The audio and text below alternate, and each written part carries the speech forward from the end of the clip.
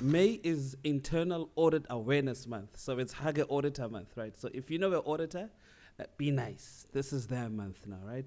Stop shoving them in boardrooms when there's no aircon, poor Wi-Fi, in a segmented VLAN. This is proper. Okay, there's a recycled auditor. You don't count, Gordon. But it's proper befriend the auditor month, okay? So that's the first part.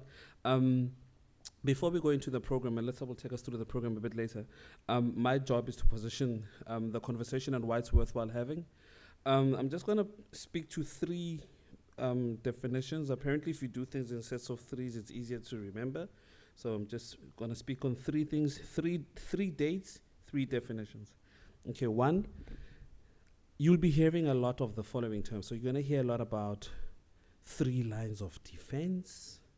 You're going to hear about risk management is going to be thrown about possibly a lot. You'll possibly hear assurance or assurance providers being used interchangeably. Don't panic. Those are safe words, okay? You'll most likely hear King 3 or King 4 also being thrown about. And I think most importantly, combined assurance. Okay, so what's that about, and why is it that you may hear those terms being thrown about today? So I tried to look up the definition of a line of defense, and I found this quite interesting. So a line of defense historically is in a military setting. So that's a line of defense where there's a barrier, or where they dig out the holes and there's all the other guys wait in there for you to come, but you can't see them as you come because they dug in the hole. So there's a hole. There's normally trees, tranches, barbed wire. So it's the first barrier, right? So that's where we try to keep you out. It's normally furthest out, right? So should you dare come and attack us, this is where we should turn you back, right? So if we don't manage to turn you back here, okay, then we need to reinforce. So that's normally what a line of defense is. So think about it that way, okay? Some of these concepts we've adapted, okay? And it's always easier to play with the original. So think about it that way. But also risk management. There's a lot of definitions for risk management, but I found this one quite interesting. So a CFO was interviewed and they asked him, what is your definition of risk management? So we're on definition number 2. We spoke of line of defense, now we're speaking about risk management. Risk management, simply put, is a license to do and continue your business. That's it. I struggled with it essentially because I was wondering about appetite and thresholds and probability and what if. It's effectively when the conditions are right and when the time is right for you to continue doing your business. Okay, second definition. Okay. Last one, assurance provider. So this one is a bit tricky. So who's an assurance provider? This is the most important definition. Assurance provider is it should not be a closed list. It should grow and expand as your domain, as your environment, and as your services grows. So it's quite a challenging concept because we're used to the traditional approach where we have the manager, who is the first line of defense. Then we have somebody who oversees what he does. He becomes the assurance provider because he marks his homework. Then you have somebody that comes and reviews the guy that marked the other guy's homework. He becomes the other assurance provider. What that does is it creates a minimum of 3 silos, okay? We're leaving all the other service providers that assist or contribute towards what it is that business does. So in a nutshell, line of defense, remember the trench. Effective risk management, you want to do why you set up the business, what it is that you said you would do. What are those conditions that need to be there in order for you to do that? Lastly, who should be there in order for you to do that? So that's why I'm hoping this afternoon, ladies and gentlemen, we'll have a comfortable discussion about making sure that everybody that should be there, everybody that should be a part of the creation of value, which is why you have a business, is involved. They know their part, they know they're needed, and they know what to bring to the party. Okay, just in closing, the purpose of combined assurance, as introduced, is to make sure that you align the processes between internal audit and the rest of the assurance providers. To deliver, now here's the main part. This is, I think Amit is going to touch on the King 4 definition. This is primarily to deliver insights on governance, risk and control management to who? Senior management and your audit committee. Your audit committee could be whichever committee of the board, if you extend it in that way. Okay, so keep your wits about you. I hope you're slightly confused, right? Keep your wits about you. Hang on in there. We've got friends amongst us who will come and demystify and help us unpack this whole subject and the content of combined assurance. Thank you very much. Good afternoon, everyone. On behalf of UKZN, we apologize for the delayed start. I have a message from our Dean, Professor Stephen Mutula, who sends his apologies for not being able to attend in person. Good afternoon, delegates, to this esteemed meeting. The ISACA South African Chapter in-person forum on the theme of value-adding a combined assurance dialogue series being hosted jointly by KZN Regional Committee and the Discipline of IS&T at UKZN comes at an important time in the calendar of the University of KwaZulu-Natal. UKZN in particular is currently going through the following transitions, which will transform the institution in significant ways. The Project Renewal Initiative that aims to enhance, among other things, our image and brand, not only in KZN, but also nationally and internationally. The Council for Higher Educational Institutional Audit that UKZN recently completed aimed at promoting the quality of our processes and policies, as well as the quality of our academic offerings. The launch and implementation of the 10-year strategic plan 2023 to 2032 that underscores excellence in teaching and learning, excellent student experience, research and innovation, community engagement, and internationalization. It is therefore my honor and privilege on behalf of UKZN, and indeed the School of Management, IT and Governance, to welcome you to the ISACA South African Chapter in-person forum. It is also our honor to host such high-level global professional association with global reach and diverse membership who work in the digital trust fields such as information security, governance, assurance, risk, privacy, and quality that are a key concern to modern organizations, including UKZN. The hosting of this collaborative event will enhance our brand worldwide because of the reputation of this association around the world as a leader of guidance, credentialing, education, training, and community. On behalf of all of us in the School of MIG, and particularly in the Discipline of Information Systems and Technology, I welcome you all to this event, and we look forward to more collaborations with you at ISACA. Thank you. Thank you, Dr. Singh. Okay, so for everyone that doesn't know me, I'm Melissa Naidu, and I've recently joined the KZN Regional Committee, and I'm one of the members. Obviously, I'm still trying to get to where Dumasani is, but you're just gonna make do. It's my first time being here physically with you guys. Virtually, it's easier when you're hiding, but physically, it's obviously much more hectic, so I'm gonna try to do my best. Okay, so I'm gonna now introduce our first guest keynote speaker, who is Amit Suknandan, Deputy Head Corporate Entities and Transversal Auditing at eThekwini Municipality. Amit has about 20 years experience in internal audit, risk and compliance services, both across private and public sectors.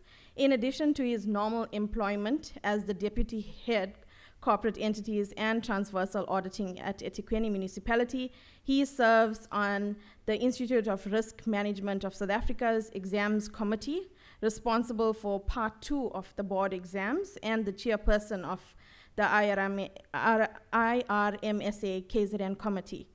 He is passionate about risk management and controls in making an impact in the organization he serves in targeting outcomes and the greater fraternity.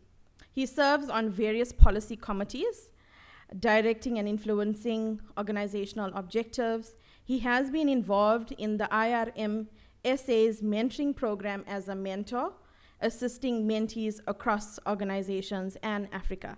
So everyone put your hands together as we welcome Amit Suknandan to join us to give us a little more insight on combined assurance. Thanks.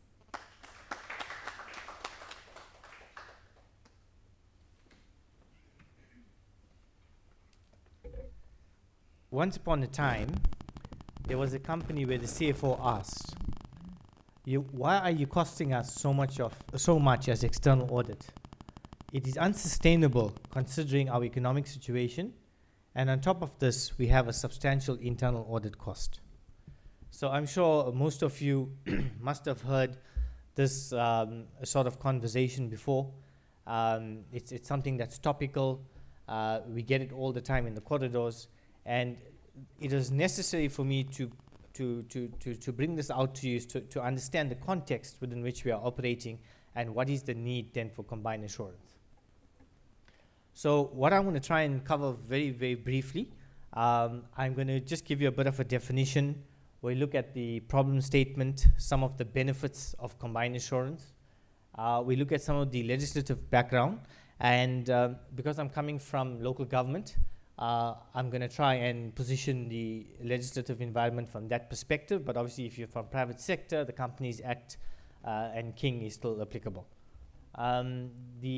I'll then look at some of the inherent limitations or requirements that you need or preconditions for combined assurance to work.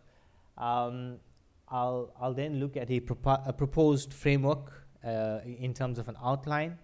I'll then show you the lines of defense. By the way, the IIA doesn't call it lines of defense anymore. It's like very harsh. They call it lines of assurance or levels of assurance. It's the more educated way to say it. So, but in essence, that's what we're talking about. I'll then go through some levels of responsibility at each one of the stakeholders, and then I'll show you a combined assurance mapping plan for those that are sitting in oversight bodies like audit committees, councils, excos, and what you would be interested in. I'll then look at the minimum roles and responsibilities at that level, and then lastly look at an implementation plan.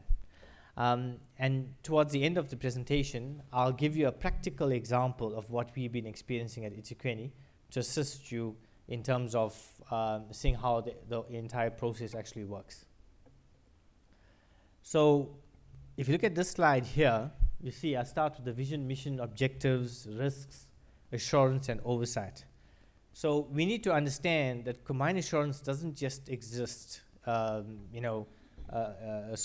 It comes from somewhere. So every organization has a mission, vision, and objectives. Based on those objectives, you have risks. And every board or every executive committee or council is interested in how are you managing those risks in order to achieve your objectives. When you manage those risks to achieve your objectives, you then look for comfort. And that comfort is called assurance. And you get that from various assurance providers in the most simplistic way that one can explain it. So that's how you get to combined assurance. I don't want to confuse you with something. PwC's got a beautiful article where they talk about combined assurance versus integrated assurance, which is one level up, but it's just about optimizing the level of combined assurance that you get. If we move to the next slide, since most of us are here from the city of Durban, it'll probably be familiar to you. You'll see our vision there is to be Africa's most caring and livable city. Okay, you'll see our strategic priorities are there, and basically you will see we have an 8-point plan that's linked to it. But I know the text is small. It's purposely small. I want you to listen to me. But you'll get a copy of the presentation. But the point I want to bring across here is that it is linked to your vision, mission, and objectives as an organization. The definition, I'm not going to read through the definitions. As the previous speaker indicated, there's various definitions on combined assurance. You can Google them and you can see them on the internet. But essentially, it's about combining the efforts to give you that comfort that I was talking about, depending on what stakeholder you are. Problem statement. So before you embark on this process, you should have a problem statement as an organization. What are you trying to solve? And it may vary from organization to organization. You'll see I've got the eThekwini one day, and in essence what we have is we have various levels of assurance, various assurance providers, but not necessarily working together in an optimized fashion. And so, you know, as an executive committee, as an audit committee, being the subcommittee of council, you generally don't get a sense of how are we doing in terms of combined assurance. These are not exhaustive, but these are some of the benefits of combined assurance. I'm sure you know a lot of them, but one that's probably not less well known is it reduces audit fatigue. For those of the auditors in the room, and also management who are tired of auditors, if you have combined assurance, you can actually reduce audit fatigue because people then rely on the various levels of assurance to give them the comfort that they need. And you got greater confidence in oversight. I think that's a key thing in combined assurance. Colleagues, if you look here, I've got references to the Municipal Finance Management Act. If you're in province or one of the departments, it'll be the Provincial Management Act, but you'll see the different sections are detailed here. We also look at the King Report. It has principles on combined assurance. The standards of IIA, standard 2050, which is soon to be changed in about a 1.5 years' time. But I think these are the departure points to the framework that we've put in place. It continues. We get guidance from National Treasury as well. They do have a framework in place. And we have the public sector risk management framework as well, which we also draw from. In terms of the preconditions to have in place, the first one is you must have a credible risk universe. So at the city, we do have a risk universe at a strategic level. We then have it at a cluster level and then a unit level, okay? We got some 48 units in the city, so you can understand the quantum that you're dealing with. We need prioritized risks with risk appetite. A little bit more involved than the definition of Dumasani.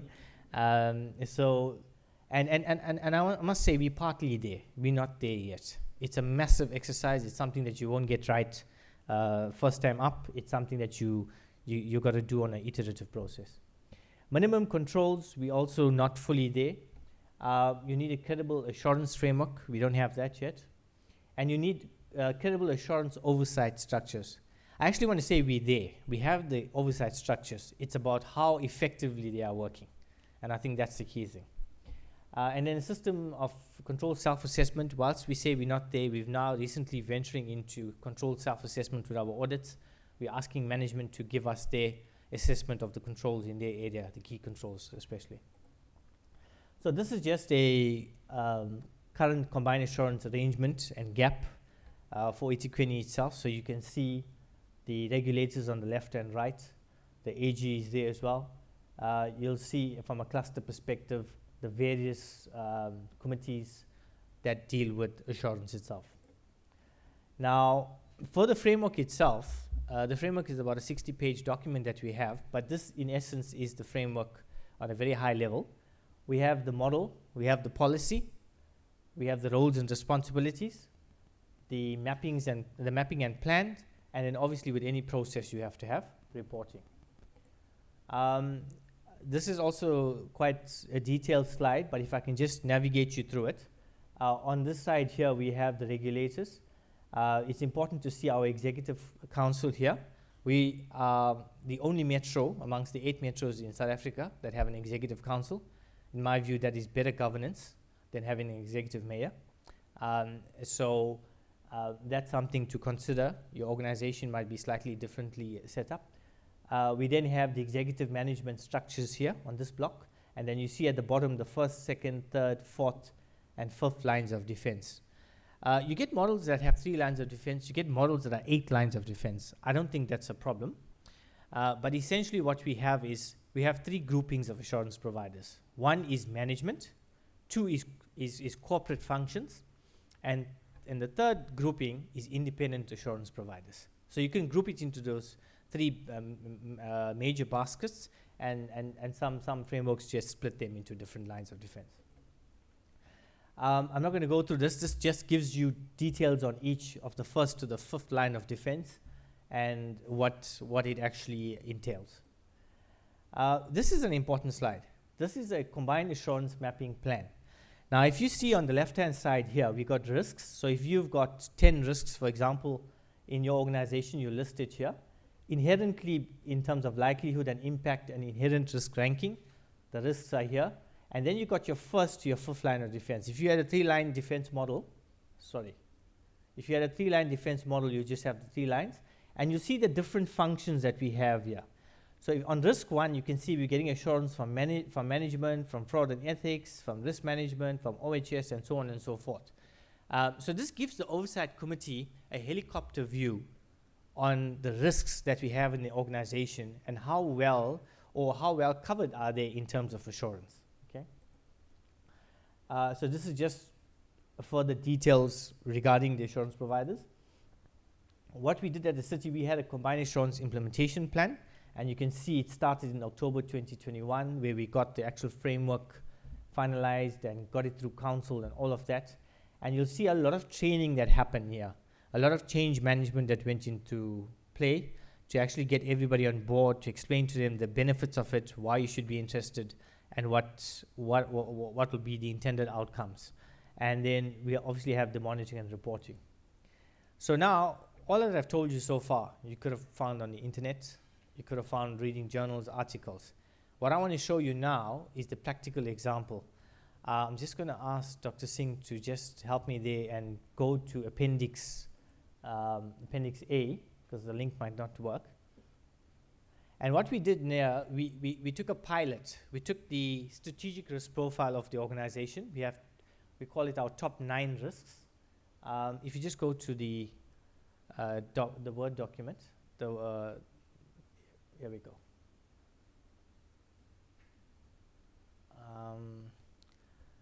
Now, if you just go to the folder, it's open there, and you'll see there's a Word document, 2 Word documents, Appendix A. There we go. Right. So if you look at Appendix A here, what we got here, you'll see the risk name financial sustainability, and we have 9 risks: business continuity, infrastructure, and so on and so forth. But I'll just focus on one to show you the example. We put up the lines of defense of the assurance providers, the various assurance providers, and what we believe is the maturity of those assurance providers in giving us comfort on this risk of financial sustainability. Obviously, there's a risk description and more details about the risk, but this gives you a snapshot of what sort of level of comfort are we getting. So council will look at this, or the audit committee will look at this to say, hey, on financial sustainability, the Auditor General is mature, internal audit's mature, from ERM I'm getting a compliance sort of level of assurance, and so on and so forth. So if we then go to Appendix B, Dr. Singh. So this is the risk mapping plan. We take those same 9 risks and we plot it on the left-hand side, and the inherent rankings are here in terms of catastrophic to whatever the rankings are, whatever scale you utilize, and from a likelihood perspective, from most likely to least likely. And then we get an inherent risk exposure, and then we plot it, as I was showing you on the presentation, amongst the various assurance providers where we are actually getting risks, where we are actually getting comfort. We'll go back to the presentation. So then, colleagues, this is what we've done as a pilot at the strategic level. And we're now going to roll this out at a cluster level operationally, and we're gonna try and then work together. So this is just laying the foundation. It's not actually. I'm going to talk to you a little bit more about how we've done that in a specific case. So these are steps to initiate combined assurance. You must establish a baseline, obviously, with any other process. You must define the objectives and expected benefits or outcomes. Involve other assurance providers. It's so important. You've got to involve everyone else because you can't do everything yourself and you don't want to duplicate. You've got to communicate, educate, and obtain sponsorship from key stakeholders. So generally your city manager, CFO, your council, mayor, these guys have to actually be part of the process right from the start. It's iterative, as I said, it's step by step. We improve it as we move along. and then we got to measure and report. And just to share with you, we took our performance information process, which is reporting on our performance, right, from an organizational perspective down to individual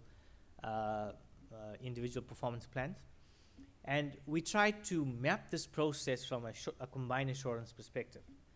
So at the city, what we have management first, who gives the audit committee assurance that they have met their KPIs. We then have a second line of defense, which is performance monitoring and evaluation. It's a unit that we have. They go in and verify the scores that management have given. And then we've got internal audit. And obviously we don't have enormous amounts of resources, so we do that on a risk-based approach. But PME, they do that on 100% of all the KPIs every quarter. We go in and we then look at it, and then we compare the results between internal audits and PME for the KPIs that we have actually audited. And then we go to audit committee. So when audit committee looks at it at the end of the quarter, they can see that combined assurance coming from management, from PME, and then from internal audit. And then obviously external audit, the AG then relies on that process in terms of the reporting of performance information. So colleagues, I think that's just the example, and hopefully you found it beneficial, and just to give you some practical sense of how we were implementing that eThekwini. Thank you very much.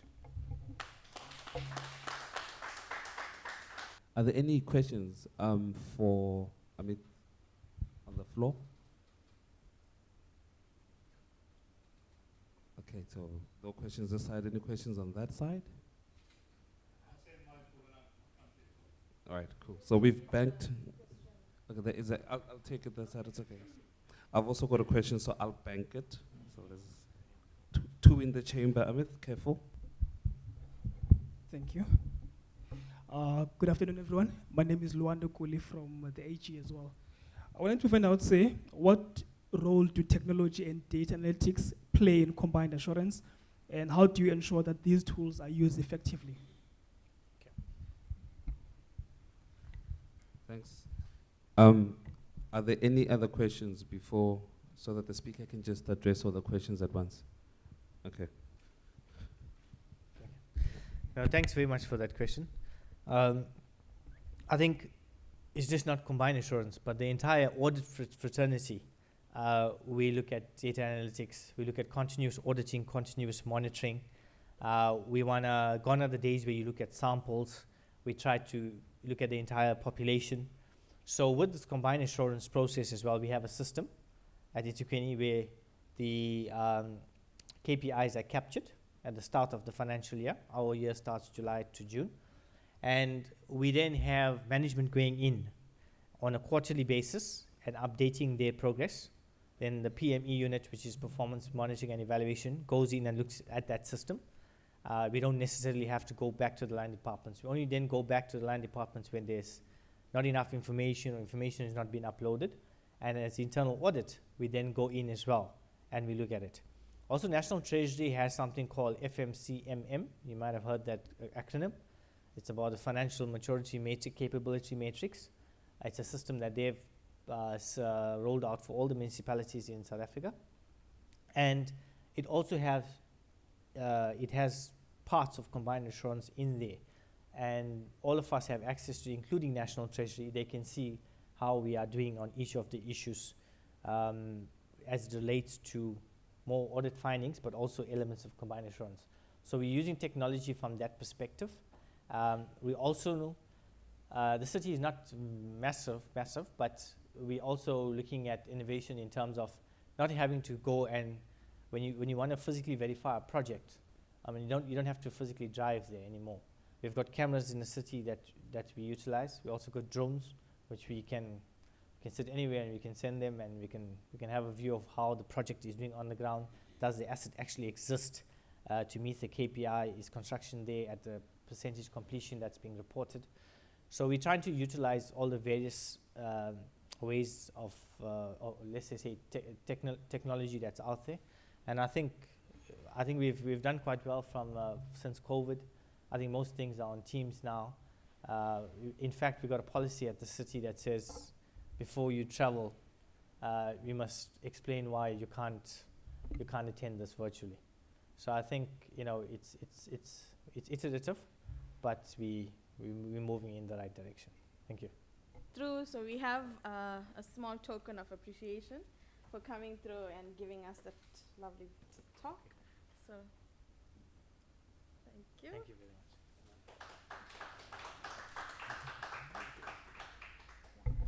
much. One more. This is from our gracious hosts. So thank you for coming through. Really appreciate it. Thank you very much.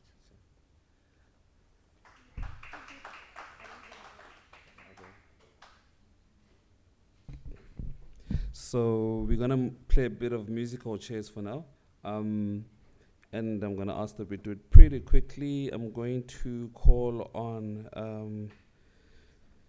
Let me just get to my notes so that I can also do your bio.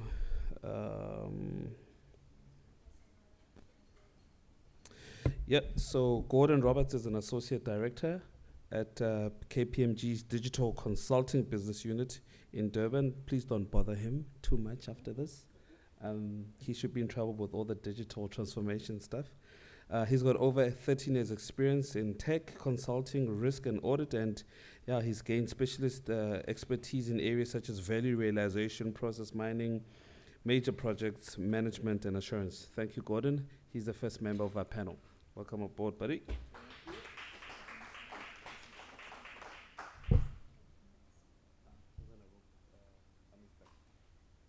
Amit doesn't know yet that he's on the panel.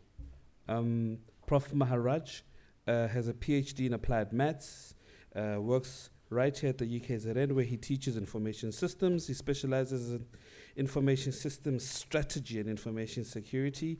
He's got a host of consulting experience across the industry, and he runs and manages workshops ranging from IT audit, IT strategy, information security, risk management, and on and on and on, and so forth and so forth. Okay, Prof. Maharaj, we are extremely excited that you can join our panel today.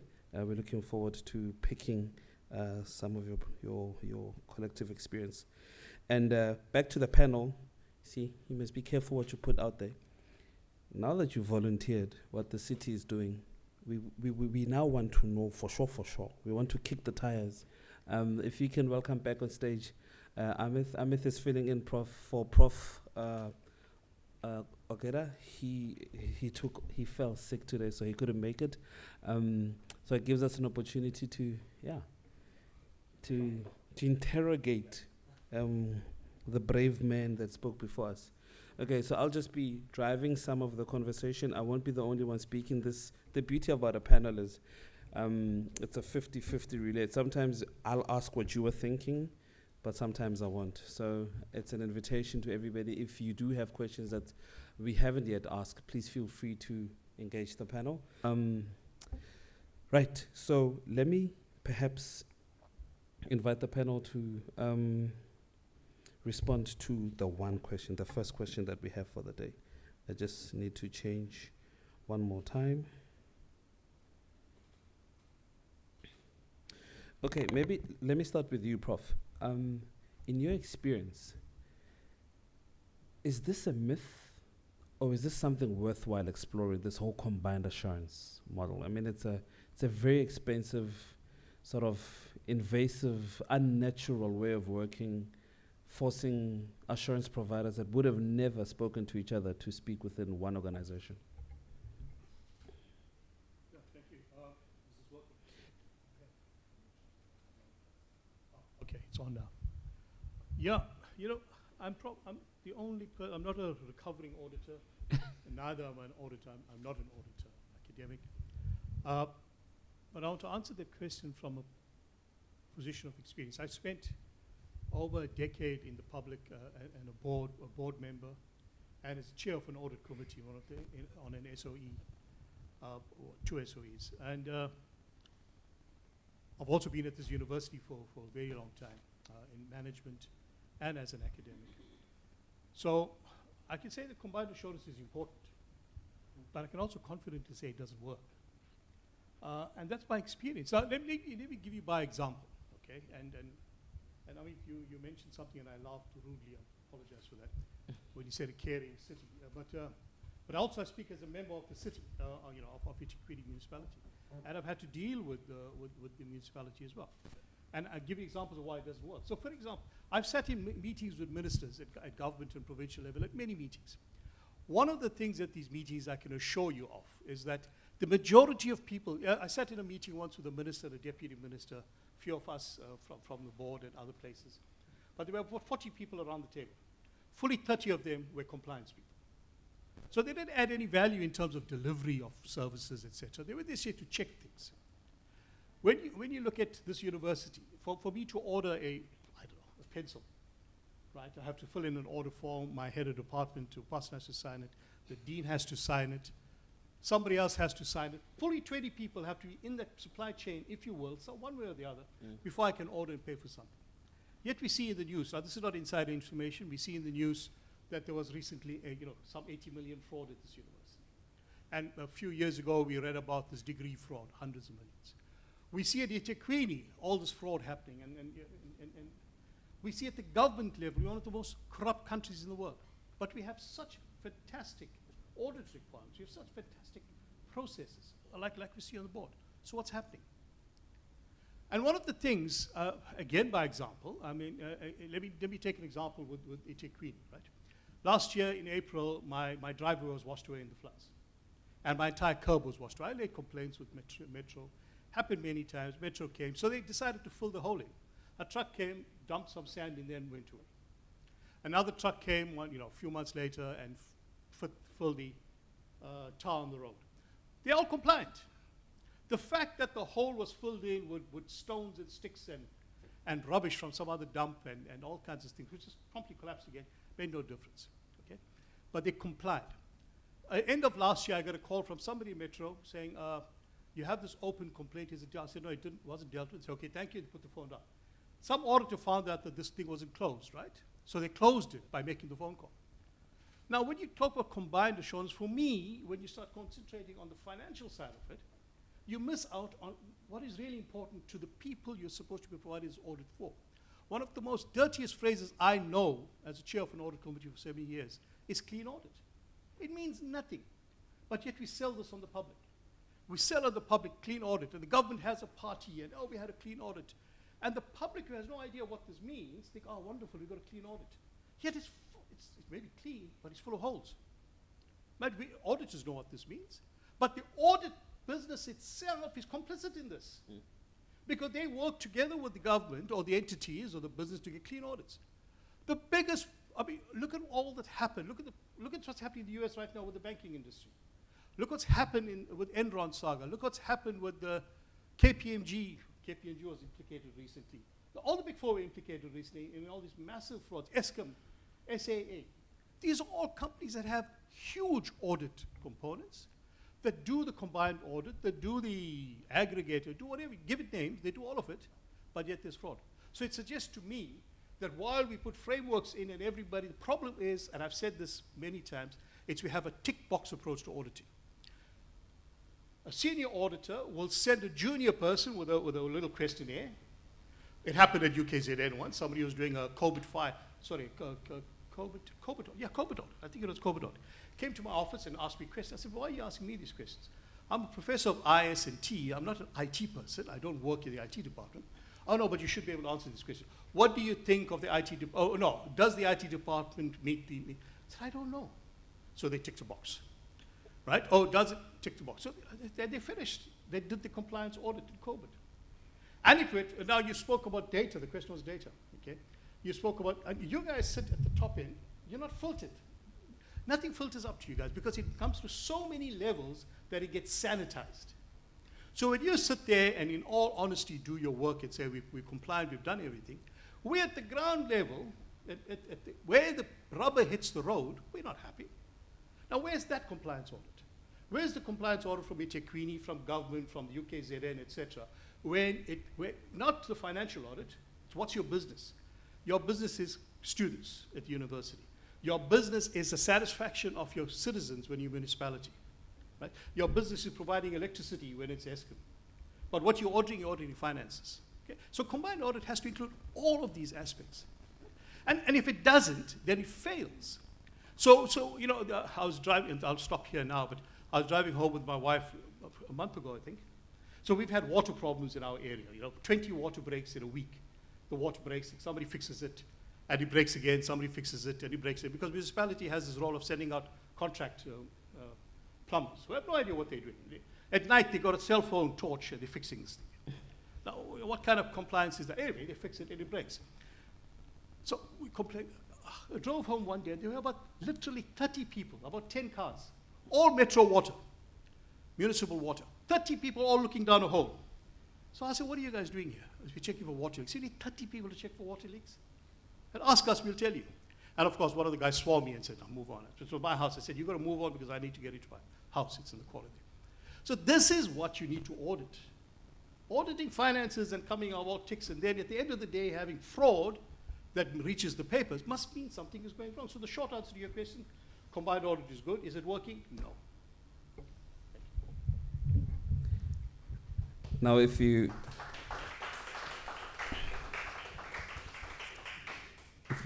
thought we were going to beat about the bush and give you academic induction into combined assurance, well, buckle up. You're getting the real version today. Okay. We've understood, okay, just to highlight, and my mom always warned me, never ever summarize what a previous speaker said, because you run the risk of watering it down. But for those that may have missed it, right, it's important that we understand 3 key takeaways. That one, be intentional about it being combined. Otherwise, the real problem doesn't filter up, right? Then you run the risk of, and we'll get to it, because here we're going to speak about planning, and I'll speak about what should we be doing when it comes to audit planning and scoping and forward-looking. Secondly, we need to be intentional about value, right? We sometimes forget the value aspect. There's a resident whose quality of life is now being compromised. What does value look like for them? And what should value look like for them from a multi-stakeholder point of view, right? It's not just a manhole that you're closing, right? It's a tap in a house that you are cutting off. It's I have in our household, it's a nebulizer machine that I can't switch on. When the power goes off, it's a child who's almost in high care because there is no power. Okay, so there's a combined stakeholder that we always need to bear in mind. You may be doing one part, but there's an ultimate customer or client or value. We'll speak about value. Right, so those are the challenges, Prof. Maraj, and thank you so much for pointing it out. And these challenges are from the very beginning, like you said, all the way down to execution. But I'm wondering, Gordon, if are there solutions? Are there ways where, when we do sell combined assurance to organizations, in your honest opinion, which part of it works and which part of it should we continue rolling out and selling into institutions? Sure, that's quite an interesting, heavy-weighted question. In my experience, my view on combined assurance, before I answer that question, is that sometimes it works really well, and sometimes it doesn't. And I don't know if anybody spent time in understanding why did it work for some and not for others. Some listed entities can get it right, some can't. I've got very good team dynamics with a lot of my projects where we work hand in glove with, let's say if I'm playing an internal audit role, we work with external auditors, we go to the same meetings, we speak the same language, we say it once together. But I'll have another approach where that doesn't happen like that. And we all seem to be trying, but we're missing each other. So I think probably for me it's a people issue. A lot of the time it's a communication issue, and most problems in life are communication issues. And I think probably that's what we need to start getting better at. And maybe it's positioning, maybe to continue to improve. Maybe it's positioning that the gospel of combined insurance, and what does it actually mean, not as a phrase, but as something of substance. And how does it affect you and your work, and how does it affect the ground level people doing that work? Don't let them become tick box auditors. That is literally, it's the bane of my life. If you ask somebody why you're doing what you're doing, oh, because they did it like that last year. I see red. I absolutely lose my mind when somebody says that to me. Everything you do has to be intentional. It has to have the proper value, the proper risk at the heart. And if you can find a better, quicker way of doing it, do it that way. So what should we keep doing? I think let's preach the gospel of combined assurance, but let's make it intentional. Let's make it something of real value.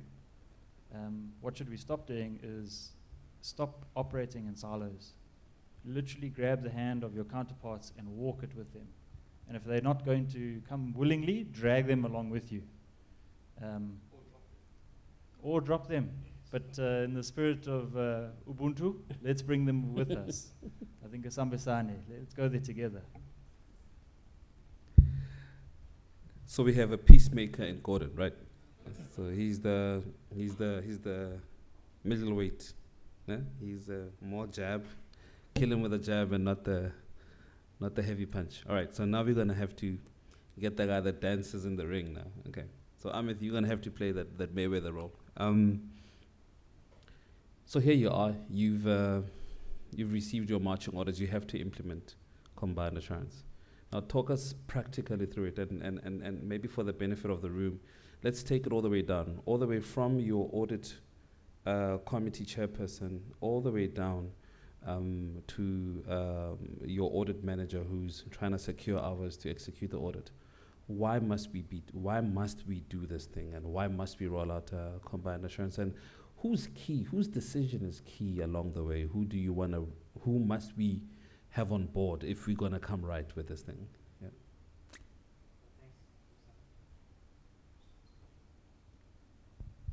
Thanks, Dmasani. I'm so tempted to respond to Prof's question, but I'll keep to the script. No. Feel free afterwards. Yeah. Okay. Yeah. So I think when you get that instruction, and when the fact that you get that instruction tells me that there's support coming from the oversight body. What you really want is the support that comes through from the ultimate governing body, which in our case would be the council itself, and in private sector, obviously, it's the board of directors, your shareholders, and all of that. So if you get the support from that level, you then move down to the various levels in the organization. And I think the most important thing, like any other process, when you start something new, you got to explain to people what is in it for them. Why do you need to do it? What are the benefits? How will it make your work easier? How will it contribute to the success of the organization, to the sustainability of the organization, and all of that? We live in a very complex environment. I think KPMG's got a tagline, cutting through complexity. It's true. There's any amount of legislation that's on your head, whatever sector you're sitting in. And you need to find a way to simplify things. I think Einstein said, if you can't explain it simply, you don't understand it. So that's what you need to do with combined assurance. You need to explain it in the most simplest manner. And as you go higher up, it's got to be simpler. Because the guys on the top don't understand the detail that your technocrats would normally understand on the ground. So you need to make sure that you position it correctly, you explain the benefits, you explain their role in the process itself, and how it will physically work for the organization. So if I take that example that I was talking about on performance information, and I'm going to touch a little bit on what Prof said here. Prof is quite correct. And it brings me to the point where you say, if you had to ask anybody, what do cities do? Cities only do three things. One is they put infrastructure in the ground. Two, they use that infrastructure to deliver services. And three, when they deliver those services, they attract economic development and investment, which creates jobs. So those are the three things that any city around the world does. Now the question is, his point was around value. That's what he was saying. What is in the mind of the consumer, the customer? What value are you adding? And if you look at eThekwini itself right now, the massive gap that we have is on operations management. So if you take Toyota as a comparable example, Toyota can tell you how many cars it produced today, what was the reject rate, where in the process they had a problem, what was the root cause of that problem, and what they have done to fix it. Now, you may sniff at it, but that's what we need to get to as cities in South Africa. So you will see eThekwini has created the position of Chief Operations Officer. The problem we've had is the unit hasn't been fully staffed up and all of that, but what you actually need to know on a daily basis, all of the executives in the city need to know this. The first thing, you come in the morning, when you put your computer on, you should be able to know the basic services. How many meters we got, how many were working, how many water leaks, electricity supplies, illegal connections, potholes, number of potholes, and this is, mind you, before Joe Soap reports this to you. Because this is what you want as a functioning city. This is where the value comes in. This is where combined assurance comes in. Transparency and being proactive. Now, if you remember my slides, one of the risks was on infrastructure, if you remember. That's one of our key risks. The city's infrastructure goes into billions of rands. It's an affordability issue. We cannot afford to go and replace all the pipes perhaps like Germany or something like that, like a first world nation. So what we do is we go for second best, which is trying to repair the pipes as we move along. But there needs to be greater transparency and understanding with civic pride. So customers need to understand that, yes, we can't replace all the pipes every 5 years so you don't have any leaks. And some of the infrastructure is like 60, 70 years old. We're trying our best to try and see how we repair them as soon as possible. And we've got inefficiencies in the system, so let me not walk away from that. And if you have a proper ERP system, you heard the word before, which is the Enterprise Resource Planning System, your workforce management flows from that system. Then you can optimize your staff, you can optimize your call-out rates, and all of those things that go with it. So it's a massive, just try and think about this. There's 48 businesses in a city, and I'm not defending the city, I'm just giving you the facts. If you take Ekurhuleni or City of Johannesburg, they have similar challenges. And what we need to do, we need to work with those key basic services of water, electricity, sanitation, and refuse collection. Get that right. I think Praveen Gordon, when he was Minister of Local Government, he said back to basics campaign. That's what he was talking about. If we get that right, we then build confidence in the system and we deliver the value that Prof is talking about to the citizens itself. So colleagues, I think, when we, at a point now, we at budget, as a citizen of Durban, you have a right to hear and to input. You need to look at that budget very critically and see if that budget is then focused on the key value driver that you see as an individual. And if it doesn't, now's the time to then speak up about it. But we hope and we pray and we're trying to improve every day, but we need that leadership will, and that needs to filter right down to everybody in the organization so we all pull along the same trajectory. Thank you. Thank you. I just want to say something. I don't want to get in conversation, not in response, but I think what we need to be careful of is, we speak effectiveness and efficiencies. They're two different things. Bureaucrats, management that is, work towards efficiencies. Like, let's take the university, for example. Not ours, but all universities.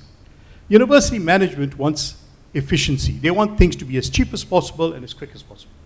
Academics want effectiveness. We want to make sure that what we teach is learned. We want to make sure that students learn and we have good quality graduates. These are two different things, and they don't often go hand in hand.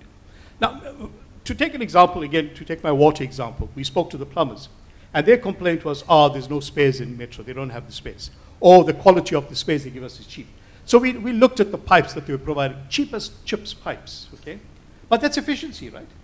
So they send the pipes through, you don't know this, of course, but the plumbers go and pick it up from the depot.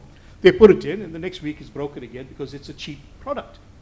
Now, it costs eThekwini more money, but they're saving on the short term through efficiencies rather than looking at effectiveness. So finally, we got the engineer to come down and said, okay, the new budget in April will replace the pipes.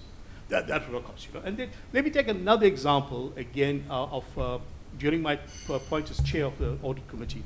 At this SOE, we had to get policies written up. And I can write policies in my sleep, but I wasn't allowed to do that because I'm a member of the board. So I'm not going to do it for free, but I couldn't charge. So that was it. So we got a service provider. And again, here are the rules that work against it, right? The service provider created a massive document. It was information security policy.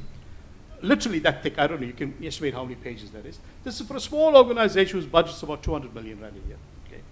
Presented it, and of course we were about to pay this thing, and it came to the audit committee. I said, oh, let me look at this, or let me look at this document. I know it was done, and we did the tender process, all checked through, all the boxes were ticked. Let me read the policy. So I didn't read the entire policy. I paged through it because I can read it intelligently. And somewhere in page, I don't know, 100 and something, I say the state of Ohio. So what the heck is the state of Ohio? So let me read it more carefully.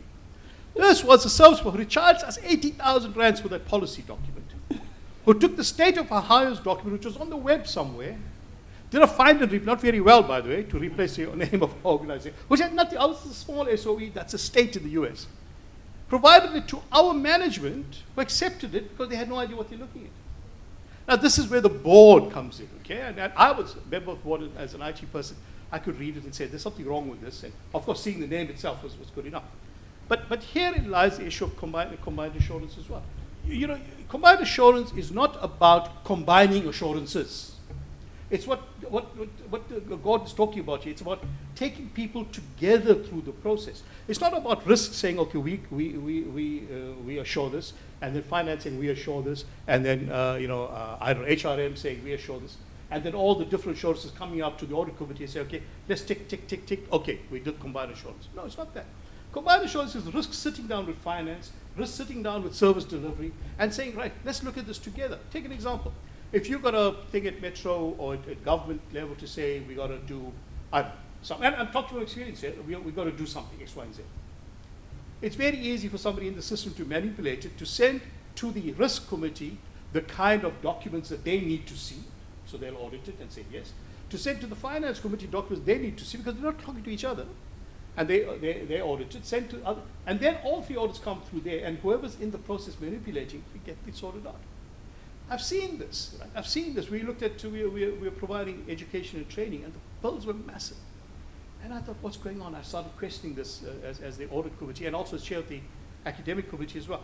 And it looked at it and said, but there's something wrong here. And it turns out that we were providing catering. We became a catering business rather than education business. The massive amount of us go to catering. And that is where the fraud was, province-wide.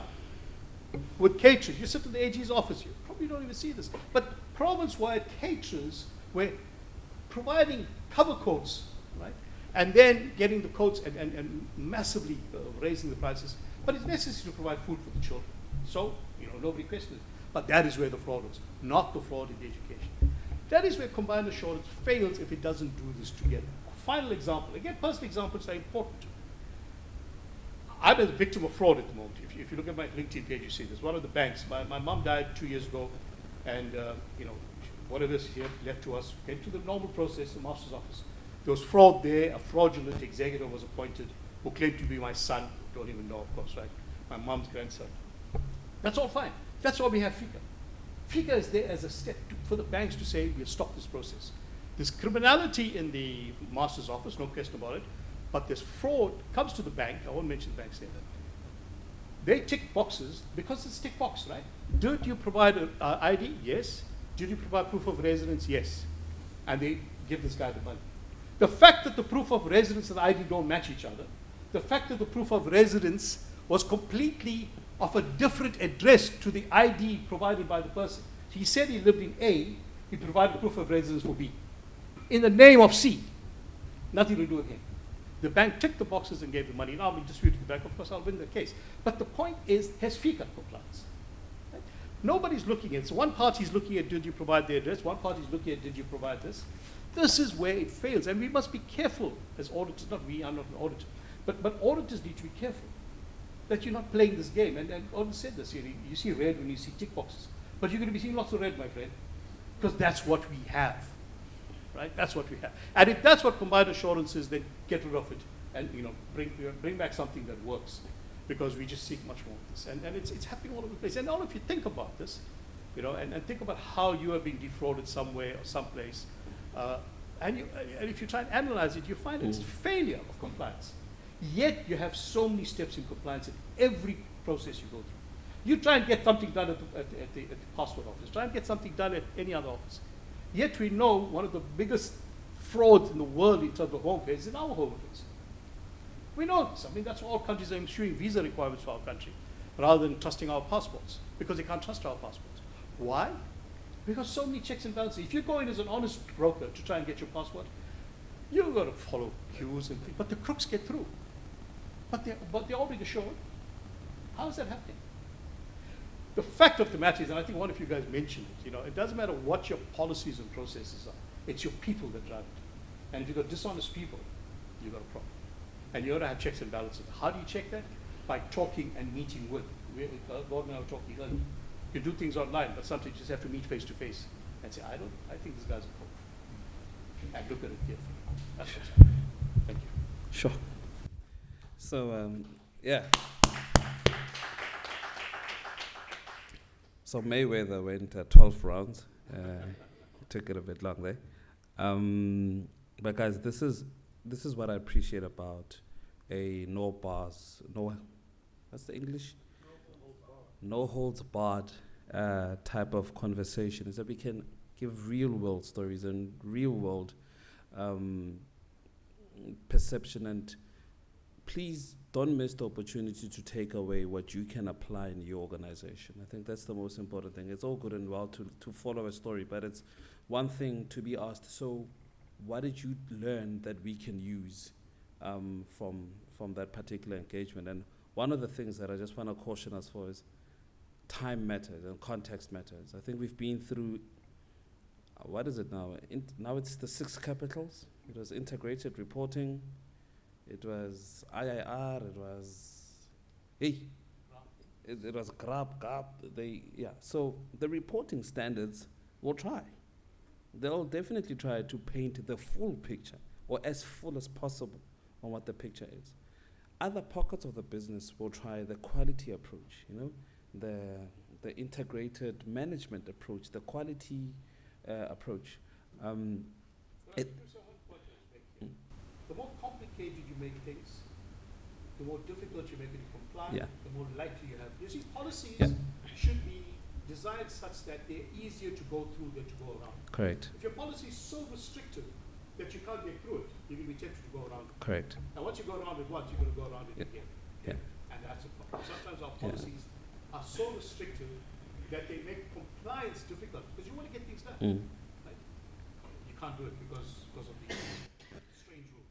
And we've only just begun. The rate of compliance is increasing. The number of laws to comply with are increasing. The number of regulations are increasing.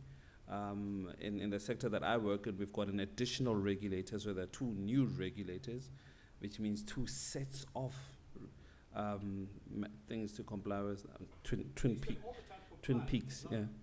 So that's where I wanted to get it. If we flip this accountability model, how do we get it right? And what needs to happen, Gordon, within an organization?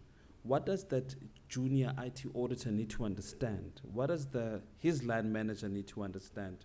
What does his IT governance committee and his IT exco and the finance and risk committee, what is it that they need to understand that maybe the board does understand, because all the reports are massaged and they think everything is hunky-dory at that level, but going down the accountability model seems a bit wonky. What is it?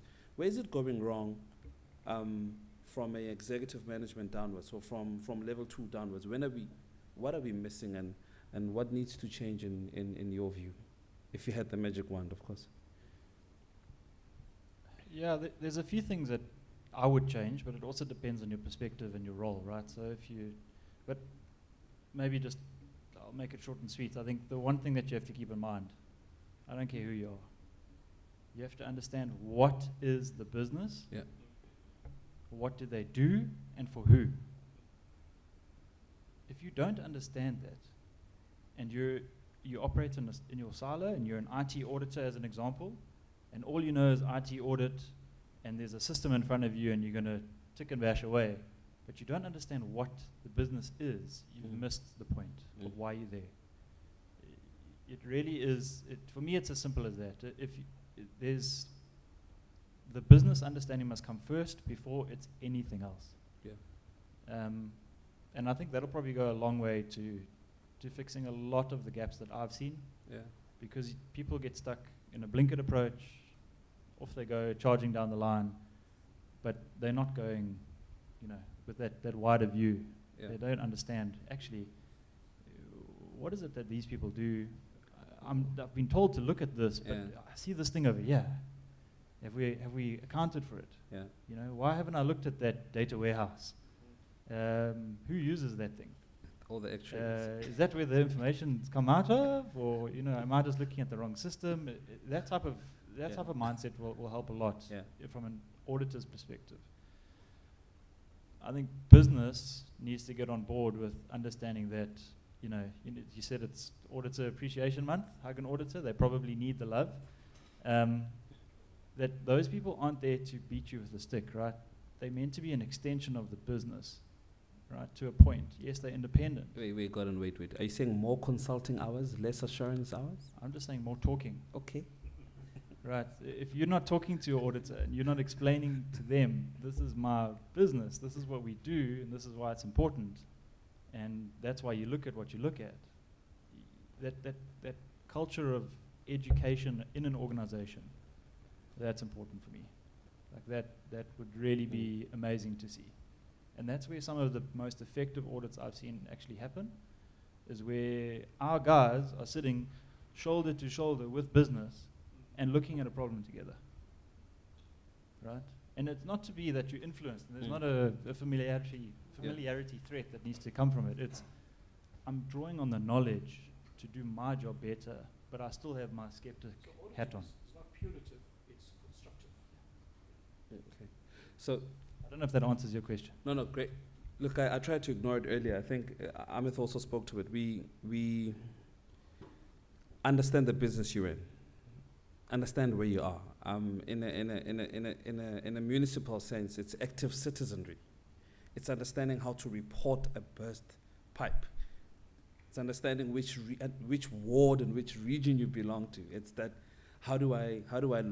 what's the active citizenry responsibility on me? I know people that have been in organizations for many years and they don't really know the business they're in. I don't want to test the university there, but very few know universities and the businesses of reputation. They think they're in the business of education. You need to understand the fundamental. And if you don't do, and that's where my problem comes in, we limit the conversation. So we don't have that conversation with juniors, or we don't have that conversation. We have it with consultants. Oh, quickly so. People that aren't even invested in your business, they get the full breakdown of what you are in the business of, but we don't invest in our internal staff and build them up to speed to understand it. We don't invite them. Your boss Berard is away somewhere, You don't come back and break down and say these are the strategic objectives. You don't come back and not call it a strategy, where we then say this is the roadmap, these are the initiatives, these are the projects, and these tasks. If you get these tasks right, you will turn the dial at the top. So we don't necessarily close the loop in that regard. But back to combined assurance, I think one of the last questions that I have for the panel, and I'm trying to manage time and excitement at the same time. What does the future look like, given the evolution? And I'll start maybe with you, Gordon, again. Given the role of technology, things like, and I know that it may be too early from an emerging technology point of view, but blockchain purports to be the general ledger, the visibility everybody needs, because it doesn't reside at a particular level. Anybody can look in and say, all right, so if this is the ERP or the risk register of the organization, as populated by the various 7 or 5 layers or 3 layers, then this is what the audit chair should be asking, or this is what the chairperson of the risk committee should be asking. Do you foresee that in down south? That could help us? Look, I'm leading you on with blockchain, but Where to next now that combined assurance is on life support? What does the future look like in that regard?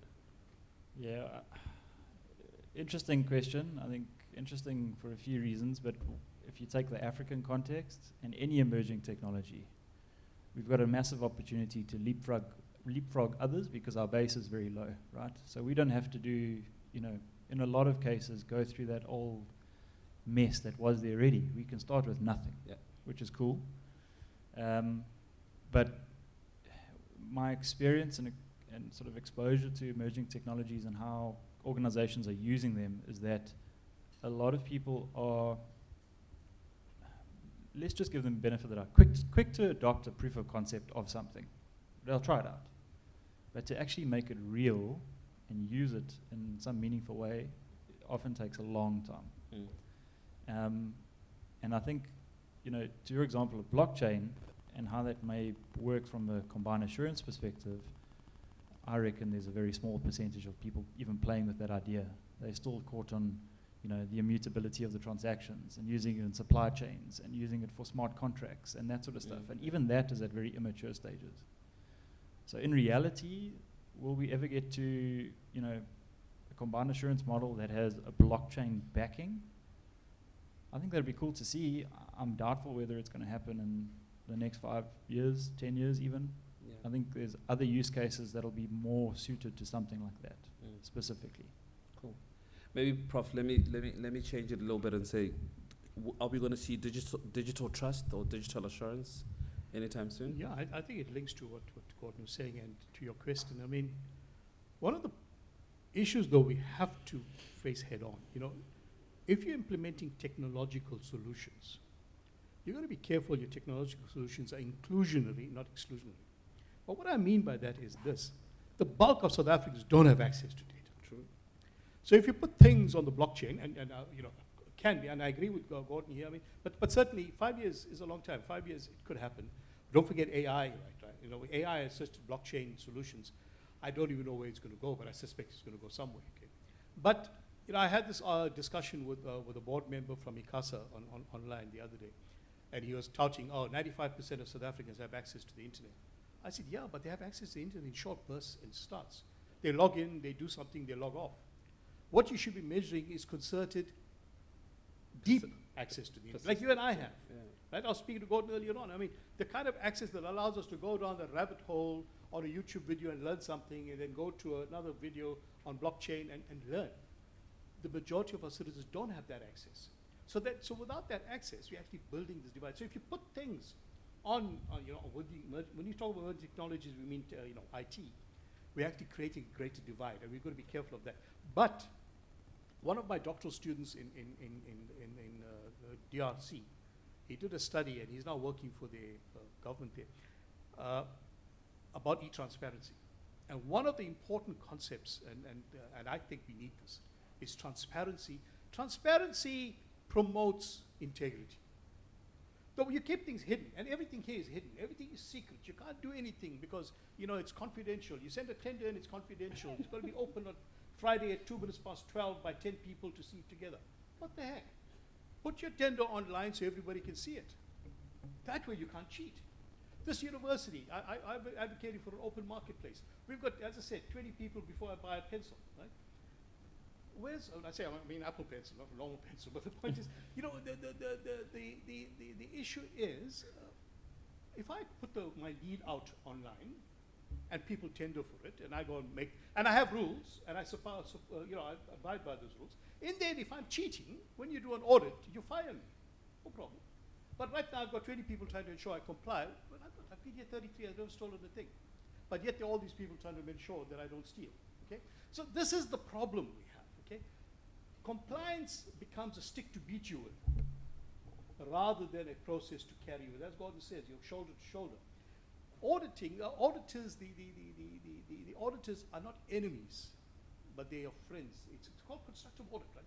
If you're starting a major project, bring your auditors on board right at the beginning. Say, listen, we're starting this major project. What are you going to be looking for down the line? What do we have to do now to make sure we comply in 5 years' time or 2 years' time or end of the year? Not make the mistakes, all the mistakes, because nobody told you anything, and the audit comes, that's it, now we're going to beat you down. That's wrong. Okay? So So technology, yes, I see it, but it's only going to work if everybody has access to this technology so we can promote transparency. And if we had transparency, we're not going to have corruption. Guptas wouldn't exist in a transparent world. Thank you. Amit, your take on emerging tech, especially in the public sector sense, in this, I have a smart meter, right? And I mean, the power went, well, there was a burst pipe. They couldn't close it remotely because load shedding. They couldn't locate and speak to the meter. When I tried to report it, it was in a different time zone. So I had to wait, I had to hold and wait as the water gushes until they are back online. And when they went back online, I went offline. So technology is, yeah, sure, it's reducing the amount of, it's increasing the response time, reducing the inefficiencies, but again, it's in a South African sense. You know, it's in a first world, third world hybrid setup. How can this improve combined assurance and that ultimate value add to the citizen using emerging technology going forward? Yeah, no, thanks. I think it's a very pertinent area. I think key, as the two speakers have indicated, is connectivity, having that stable network and access. And I think, you know, if I just by way of example, the city of eThekwini has something called a SCADA system for electricity. So if you in Johannesburg, when they're out, they don't have a SCADA system. That is why it takes 4 hours you'll be off for 4 hours and sometimes even 6 hours, because they've got to navigate through traffic to go and physically pick up a switch to connect that suburb again. eThekwini does not have that problem. So Prof, there's one, eThekwini is ahead. We've got SCADA systems where we in the office, in control, we can open a circuit and we can close a circuit. So in load shedding, COVID period, all of that, we did very, very well from that perspective, and that's only through SCADA. So it can work. Another good example would be, I think it's Newcastle. Do you know Newcastle has smart metering? What they do, they don't have load shedding. What they do is they switch your geyser off when the load is at peak. And they pick it up remotely from the municipality when you're in off-peak.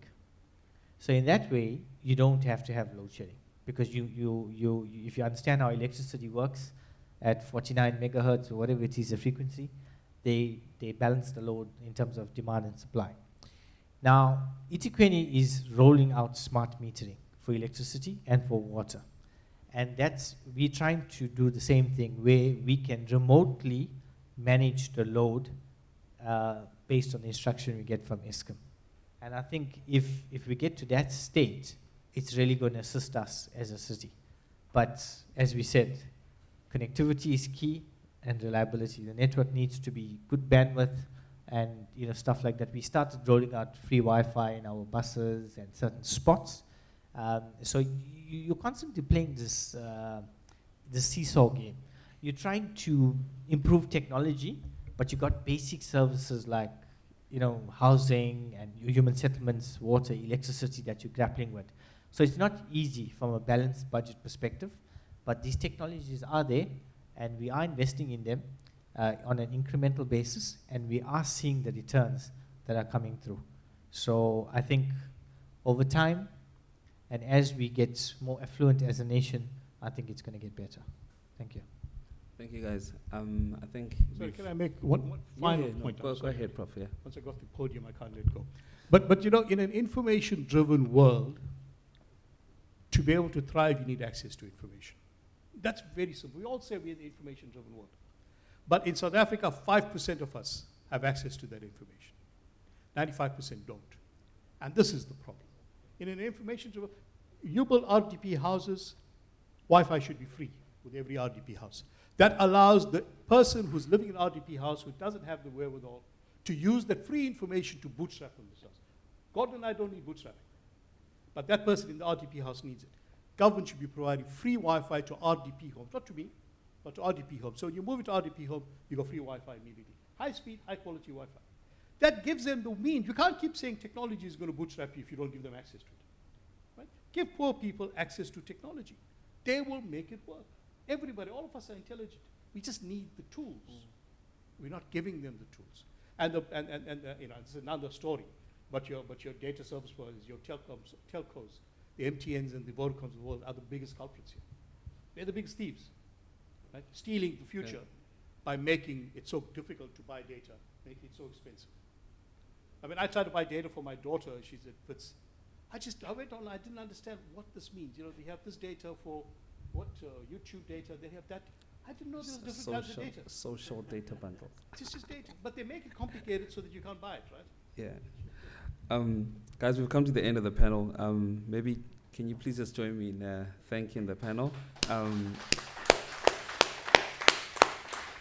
It's not every day that you get one such a passionate and engaged panel, but two, it's not every day that you go to an institution of higher learning and they're not just speaking constructs and theorems and high level stuff. It's content that you as a future service provider, as a future assurance provider, if you follow the conversation, you can see where the trend is going, where your skills are needed, and where you need to be coming on board, because that's where the technology is headed. There's emerging tech, there's citizenry has changed and flipped on its head, and now is the time for you to be the change agent, the value-adding part of the combined assurance. So, again, thank you, everybody, and we won't be taking the break. Sipumla's going to come up next, and then we're going to wrap it up after 8 minutes. I'm giving you a prime number, right? Greetings. I have questions for all of you, 4 of you. My first question goes to... Can I humbly ask that it be one question per speaker? You Yeah. can read all of them out, and then Prof. Maharaj will go last. Okay, I thank you. assure you. My first question goes to ISACA. The question is, ISACA is empowering IT professionals to advance digital trust so that business can grow and thrive. But where do ISACA fit in the combined assurance? That's my question. And then my second question goes to our guest from KPMG. Yes. I want to ask about IT auditing in specific. When you go and you look at the post that comes out for IT auditing, it seems like someone who did finance, someone did accounting, someone who did internal auditing, they can also do IT auditing. Why is it so? My third question goes to Prof. Prof, I've been inquiring about IT auditing since 2021. I'm actually doing my honors in information system and technology. When you move around the lecturers, when you try to get more information about IT auditing, there seems to be a gap. But then when you go and ask them about cybersecurity, software engineering, business analyst or data analyst, there seems to be so much knowledge that almost everyone wants you to go there, or almost everyone in the IT department want to go there. But whereas in the IT department, it looks like it's a very crucial department which you can save a lot of money if everything or all the right boxes are ticked. So I want to ask you, where are we, or what is it? Why is there a gap between IT audit and other professions under information system and technology? And then my last question goes to eThekwini guest. Where does IT audit fit in eThekwini municipality, and do you have any graduate programs available? Thank you so much.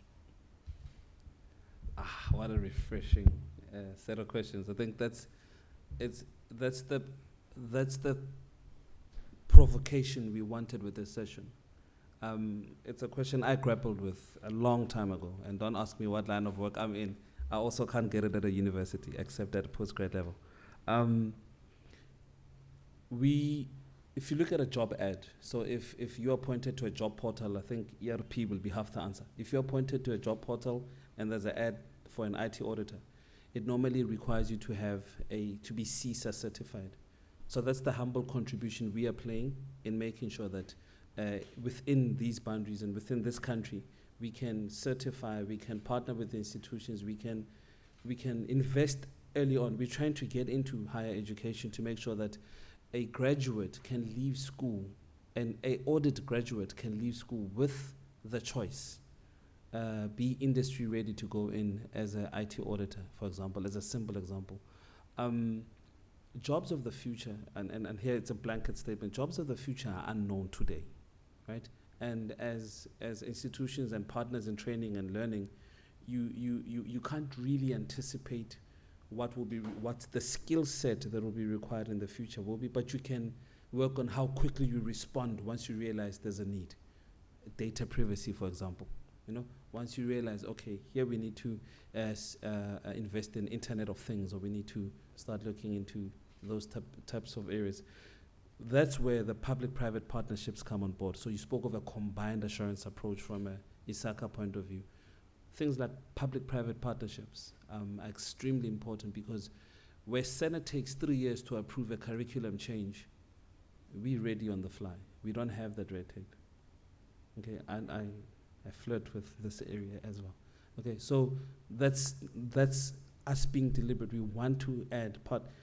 Years ago, you used to have Microsoft or Cisco or BMW or Toyota coming into the university and setting up a specific training program for their graduates, right? So that when you leave mechatronics as a mechatronics graduate, you are leaving with a job waiting for you, but you've also got the right skill for the industry. You don't still need to go and acquire and amass it from a competitor.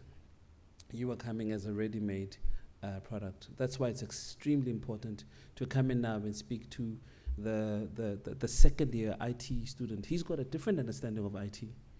I think he's going to speak to your second half of the program.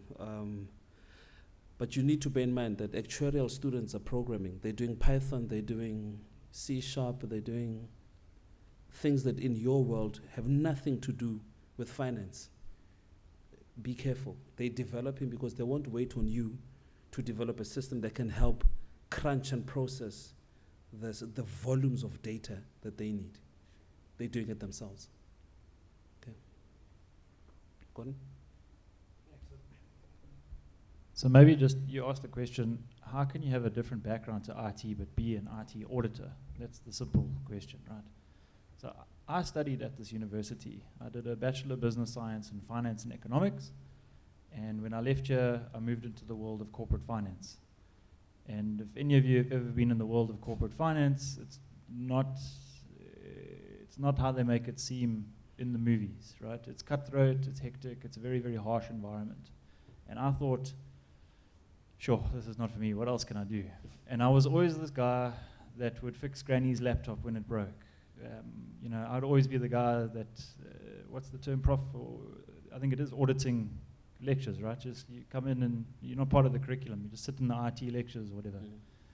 And for me, my journey into IT auditing came from the business lens, and I think that's why I kept that as such an important, guiding star, North Star in everything we do. You have to understand business first, and the rest becomes simpler. If you don't understand the particular technology, that's fine. There's always somebody on the team that can help. But you have to understand, how do you approach a problem? And when we hire people now, I don't care what degree you have. We hire minds, not pieces of paper. There might be certain times where I need a skill. So let's say it is programming. And if that skill comes from a mechanical engineering student, as an example, yes, I'll hire them. And I might even hire them over somebody else because they've got a different perspective. So for me, it's easy to teach people anything if they have a mind that can change and adapt and learn new things. And ISACA also helped us a lot in training our people to be good IT auditors, because they have good frameworks.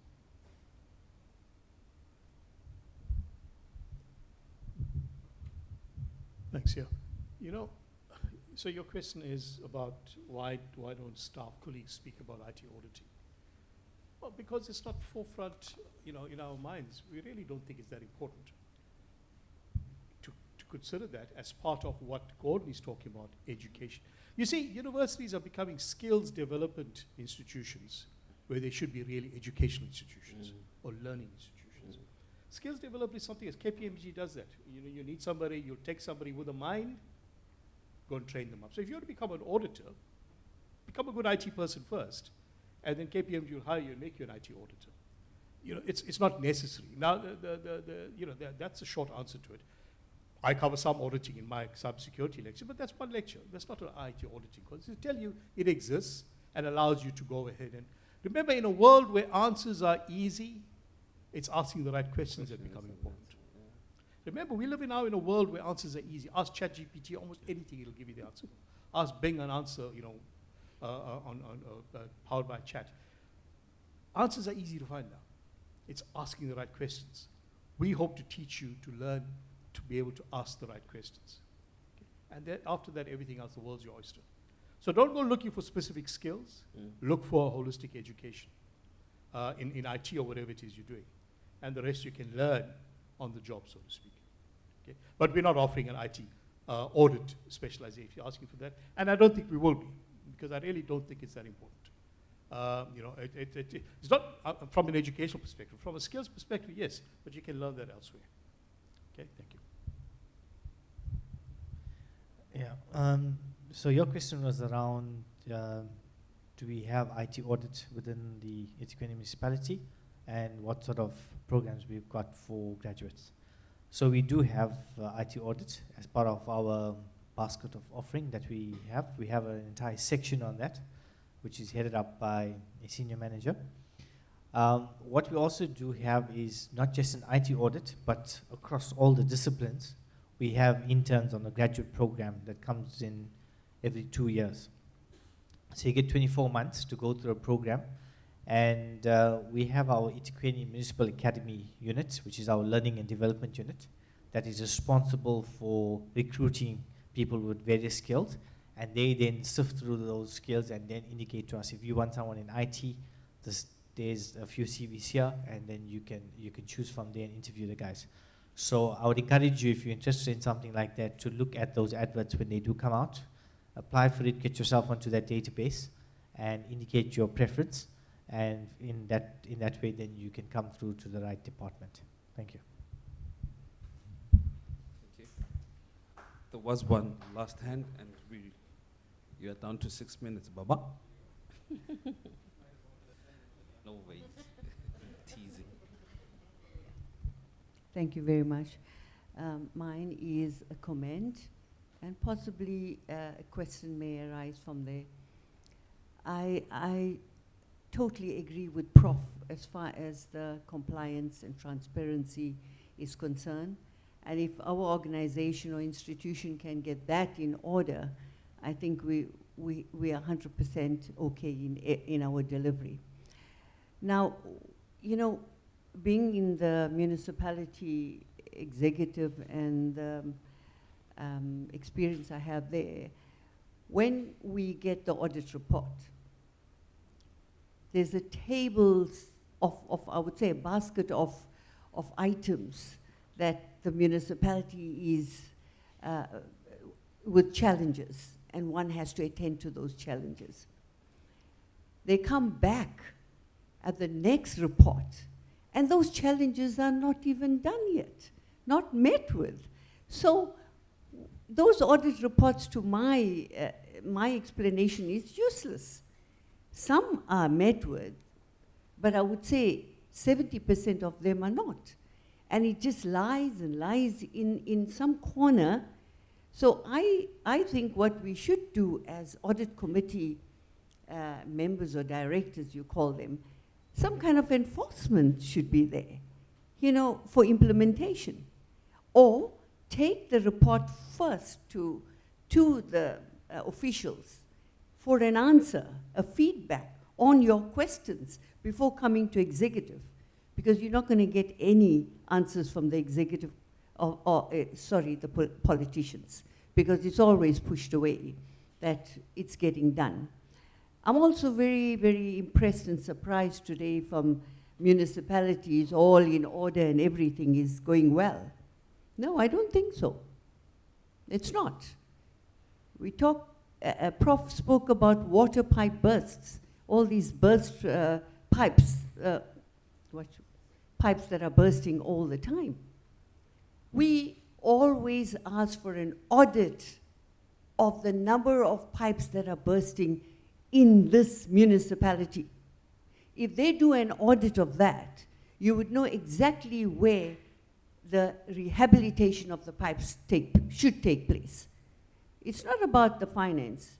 They have the finance, it's corruptly used, the finance, the funds. So if it is put in a right perspective, I'm sure we shouldn't have a problem. So that's not getting done. You'd find that why Tonga doesn't have water, because the water pump many years ago had blown up over and over. When I was acting mayor, I was called in Tonga, and the community wanted water at that time, and why we don't have water for 1 month. What did the engineer stated at that time? She said, this water pump here is being used over and over, and we have to sort it out and put some plugs on it and whatever. So when we called a meeting with Krish Kumar, he said it cost 3 million. We can't afford it. But if it was used at that 3 million was used at that time, today Tonga wouldn't have been suffering with water. You know, the pump would have been put properly at that time. So municipality has a lot of challenges. And let's hope the audit report really gives authentic challenges there so that they can deal with it. No use giving us a top good report on everything is going well there. It's not. We need the hard facts, and they must sort the hard facts out. So people who are paying rates and people in the townships are suffering because of all these challenges that are not met with. Thank you. It's okay to clap. I would say, no, it's okay, Ma'am, I appreciate it. I think before we come to you, Prof, I was hoping to sachet. This is an opportunity to speak to oversight. This is an opportunity to speak to the power of MI, the power of analytics, and the importance of filtering and layering information so that it filters to decision support information, and the critique of decision support information on the one hand. On the other hand, the importance of educating those in oversight positions so that they know what is in their disposal, what powers at their disposal from a governance point of view.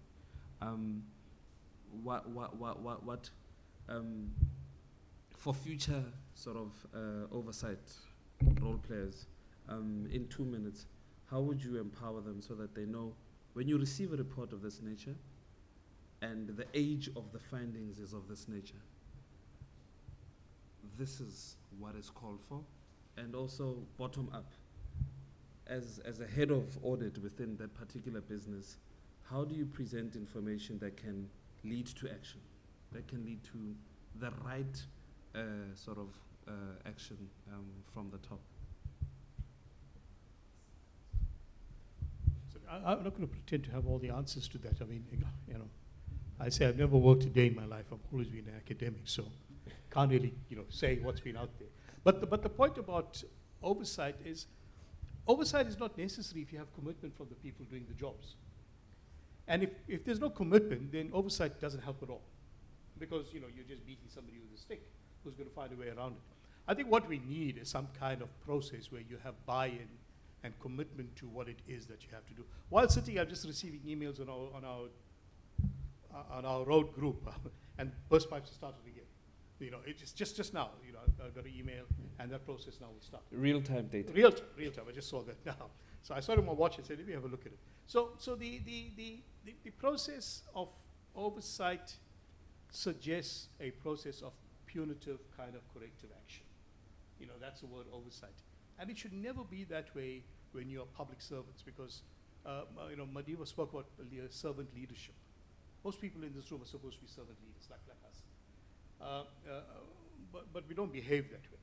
And if we have that instilled in us, then these issues are not there, because you begin to own the issue and say, listen, I've got to solve this. And also, when you separate the responsibility, for example, the story here on my phone is about a sinkhole that was reported in April last year. They just filled it in. They never fixed the sinkhole. So now it's collapsing again. And like we saw yesterday on Ridge Road, 4 cars drove into the sinkhole because municipality did nothing. Because somebody had a job to do that. They did the job, but nobody checked that the job was done properly. They had to do it. They had to put a chevron tape around the hole. But whether the chevron tape worked or not, nobody asked that question. His job was to put a chevron, he or she, chevron tape around the hole.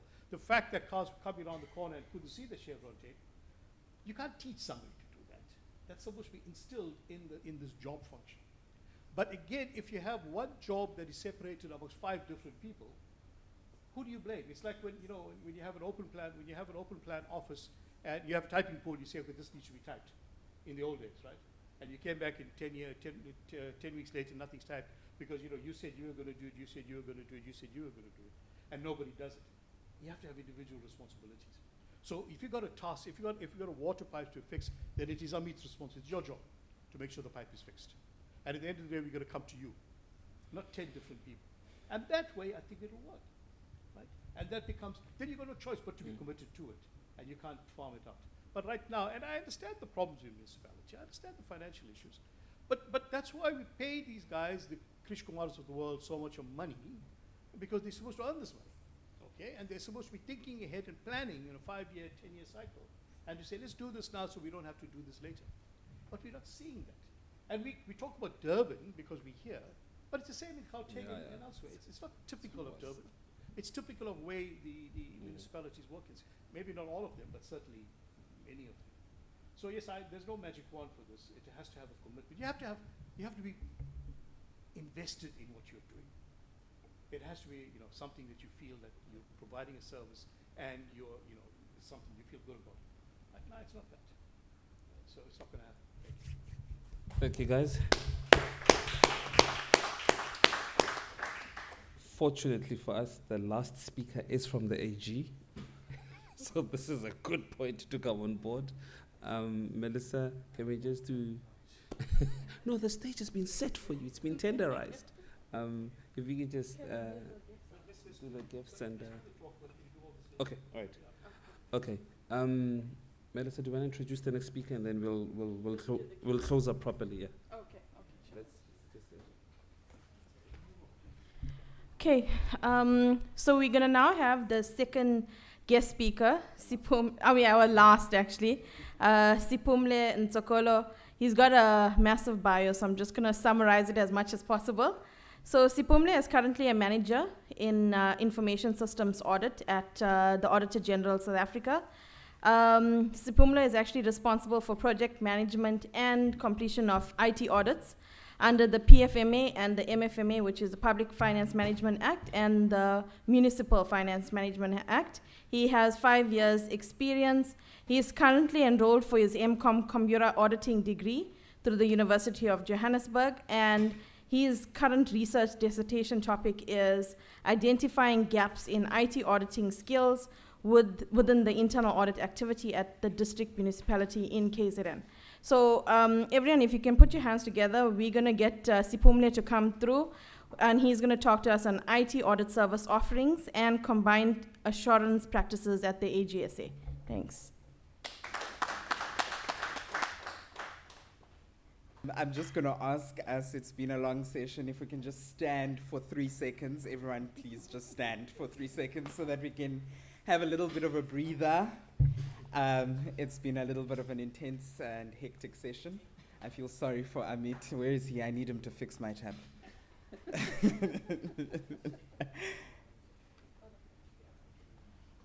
All right, thank you so much, everyone. I think we can then be seated as we just fix this. And as noted, I think for me, my job today is to almost posture the combined assurance model within public sector and within the work that is completed by the AGSA.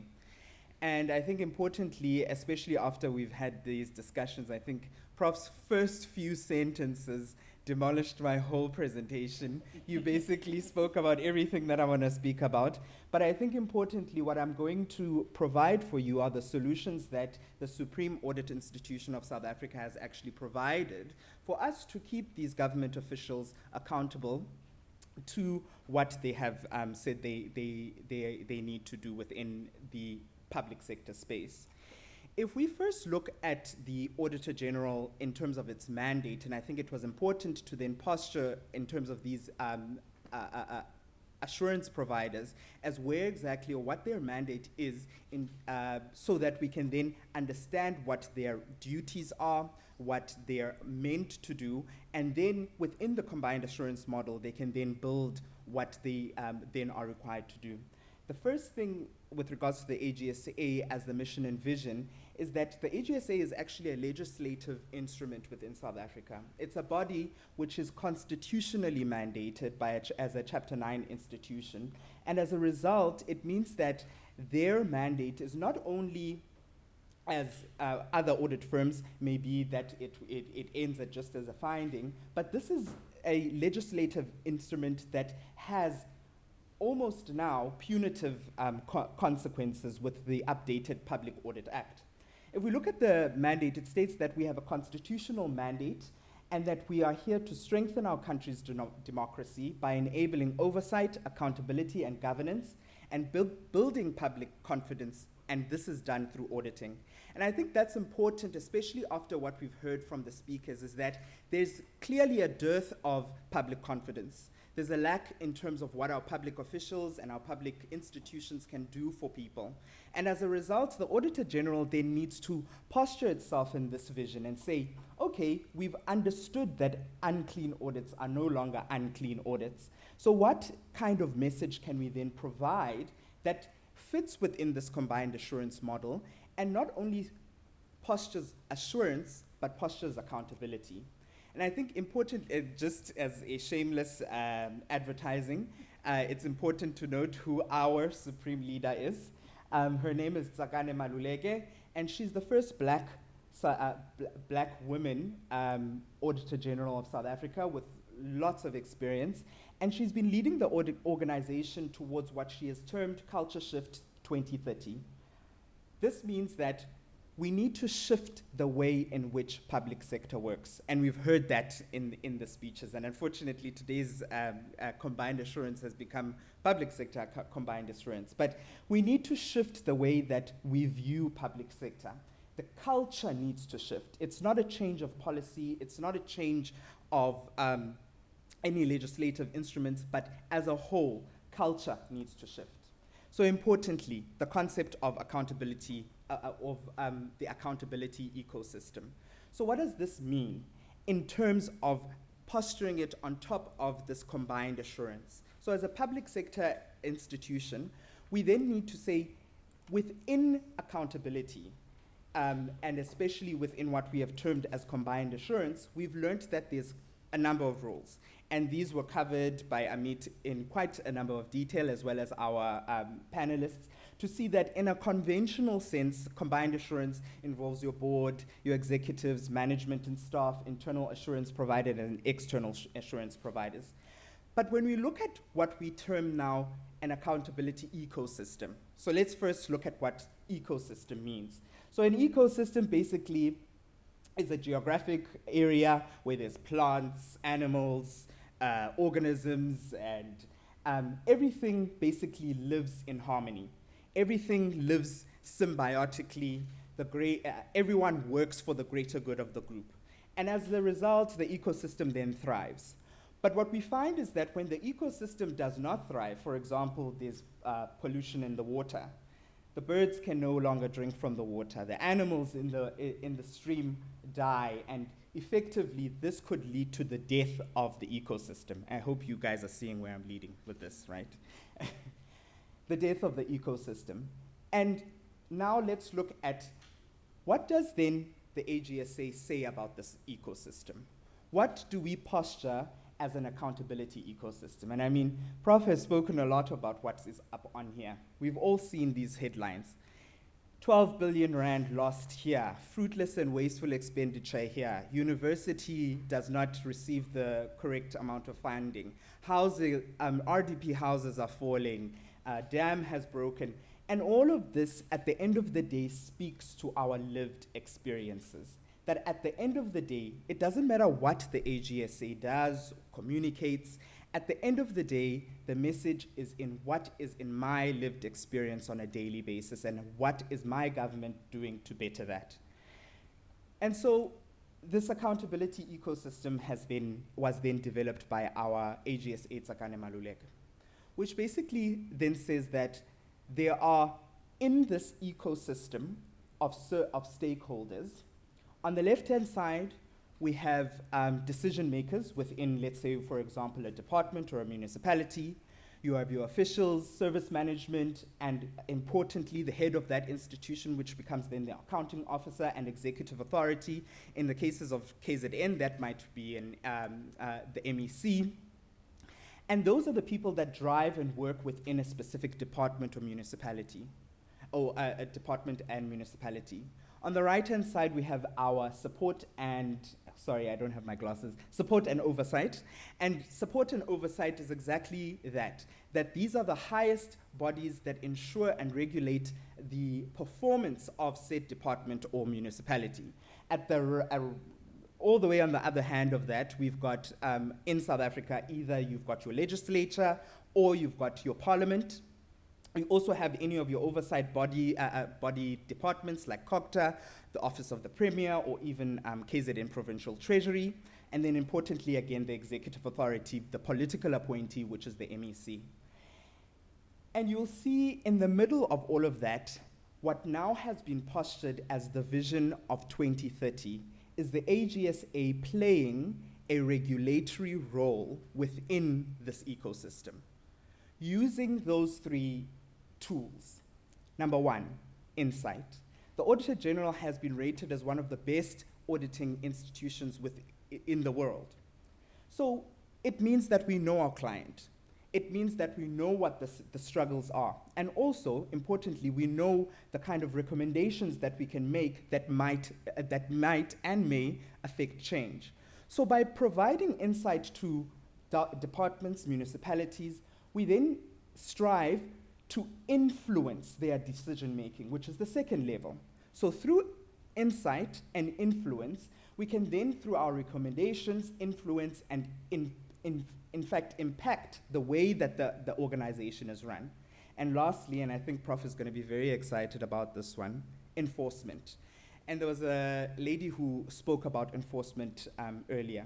The updated Public Audit Act now places teeth in the mouth of the Auditor General to say, Auditor General, here are punitive measures that you can hold accounting officers accountable for not performing what they set out to perform. So enforcement allows then the Auditor General, at the end of the day, we can issue a certificate of debt to said accounting officer to say, accounting officer, there was a grave danger of people's life. And an exciting one in Durban recently, we did an an ecology one, where we found that due to the beaches being so heavily ridden with E. coli, we were able to actually issue a material irregularity and going towards the steps of a actual certificate of debt against the accounting officer of the city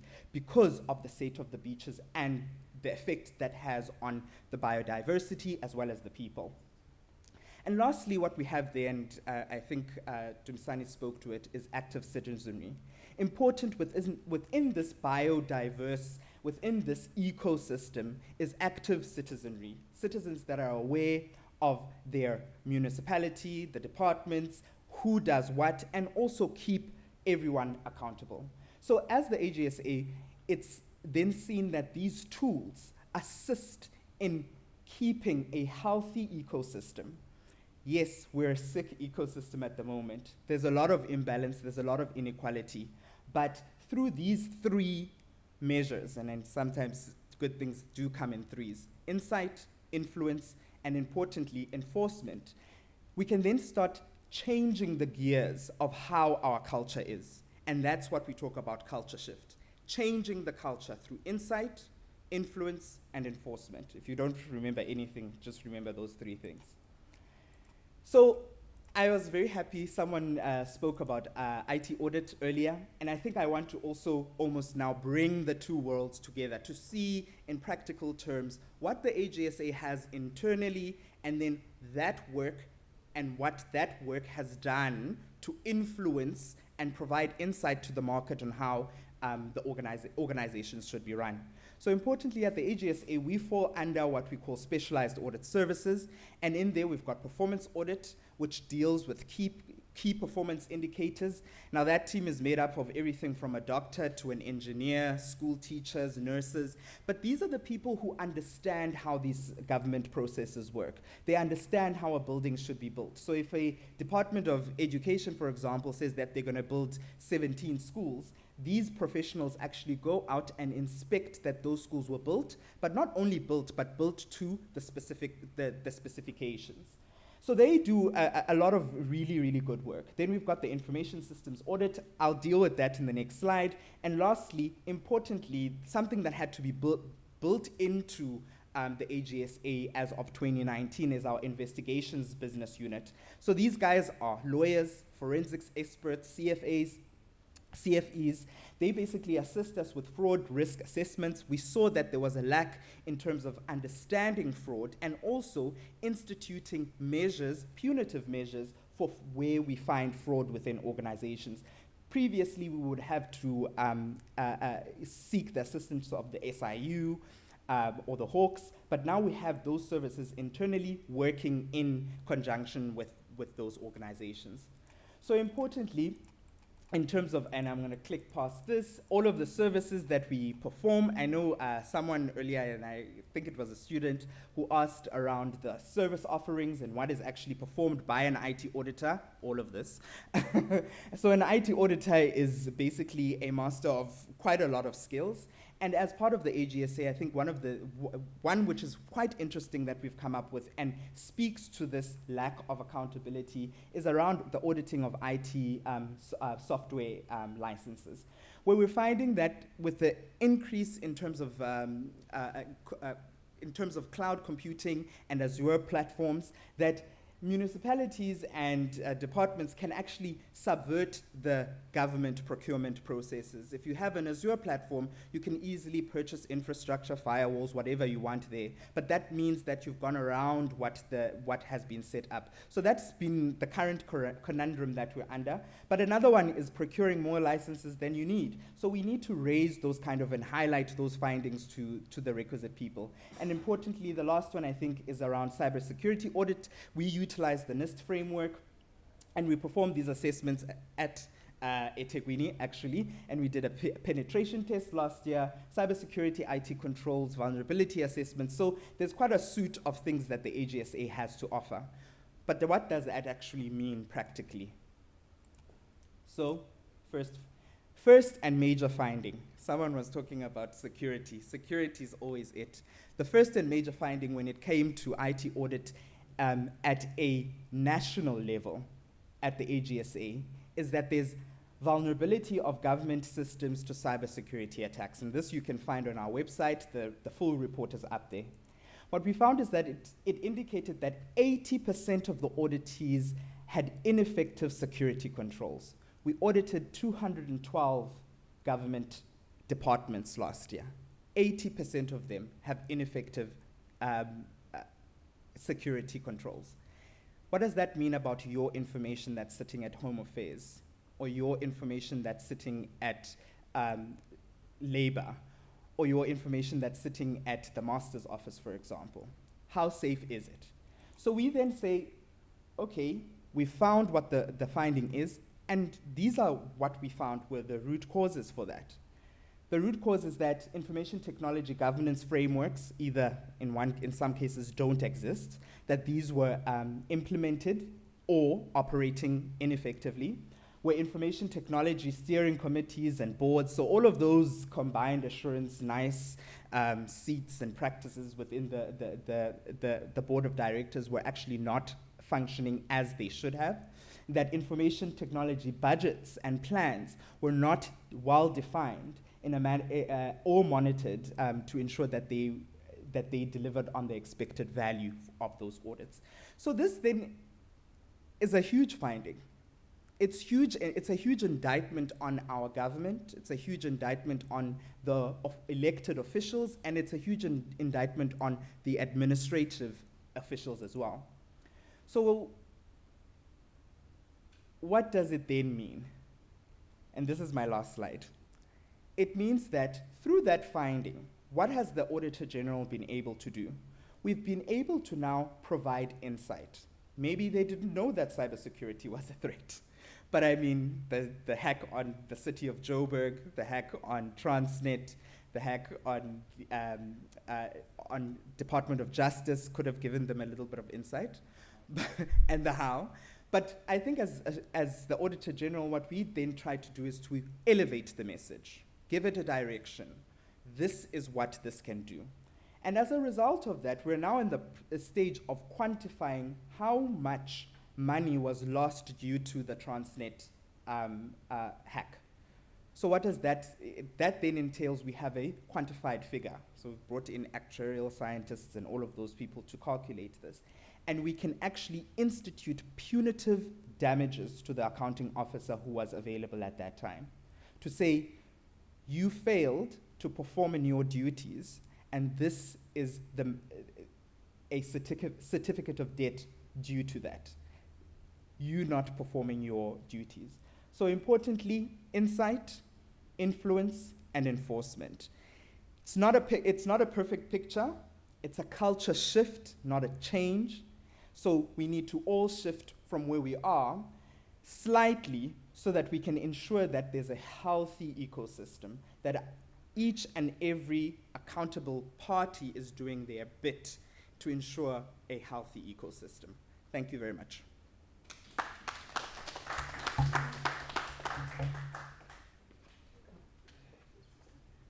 Guys, are there any questions? I think we've... Yeah.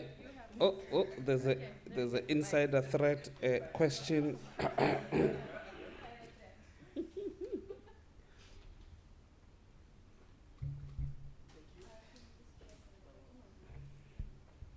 Okay.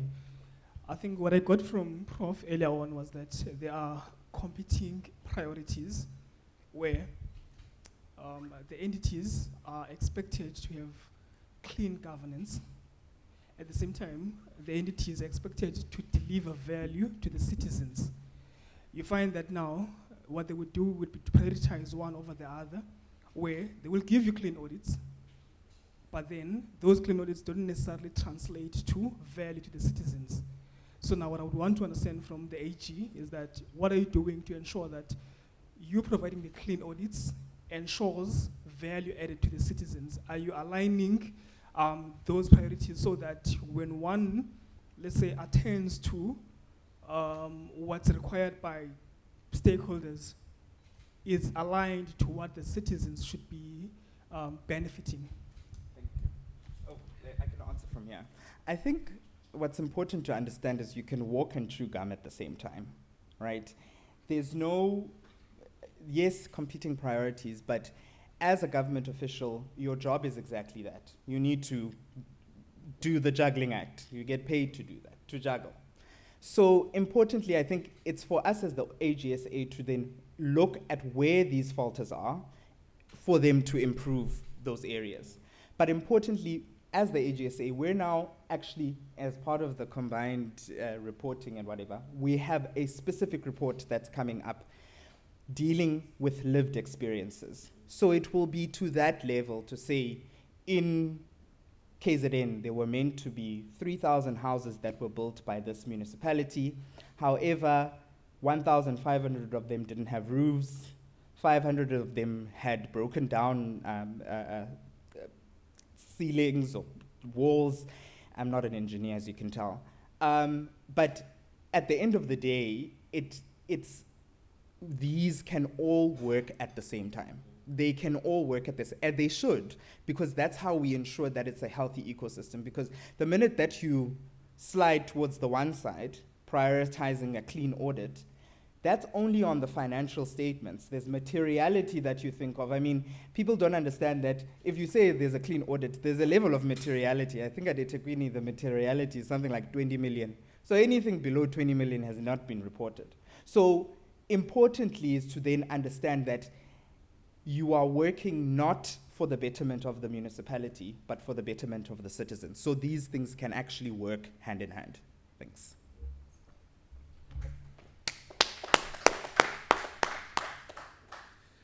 I think there was a mention earlier on about knowing your organization or know the institution within which you work.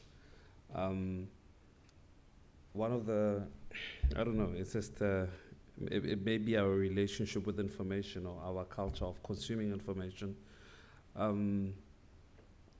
meet many a graduate, and a lot of them don't know how to read a annual report. Many don't know how to read maybe an audited financial statement, maybe a bit harder, and many don't know how to read an APP, which speaks to your latter question.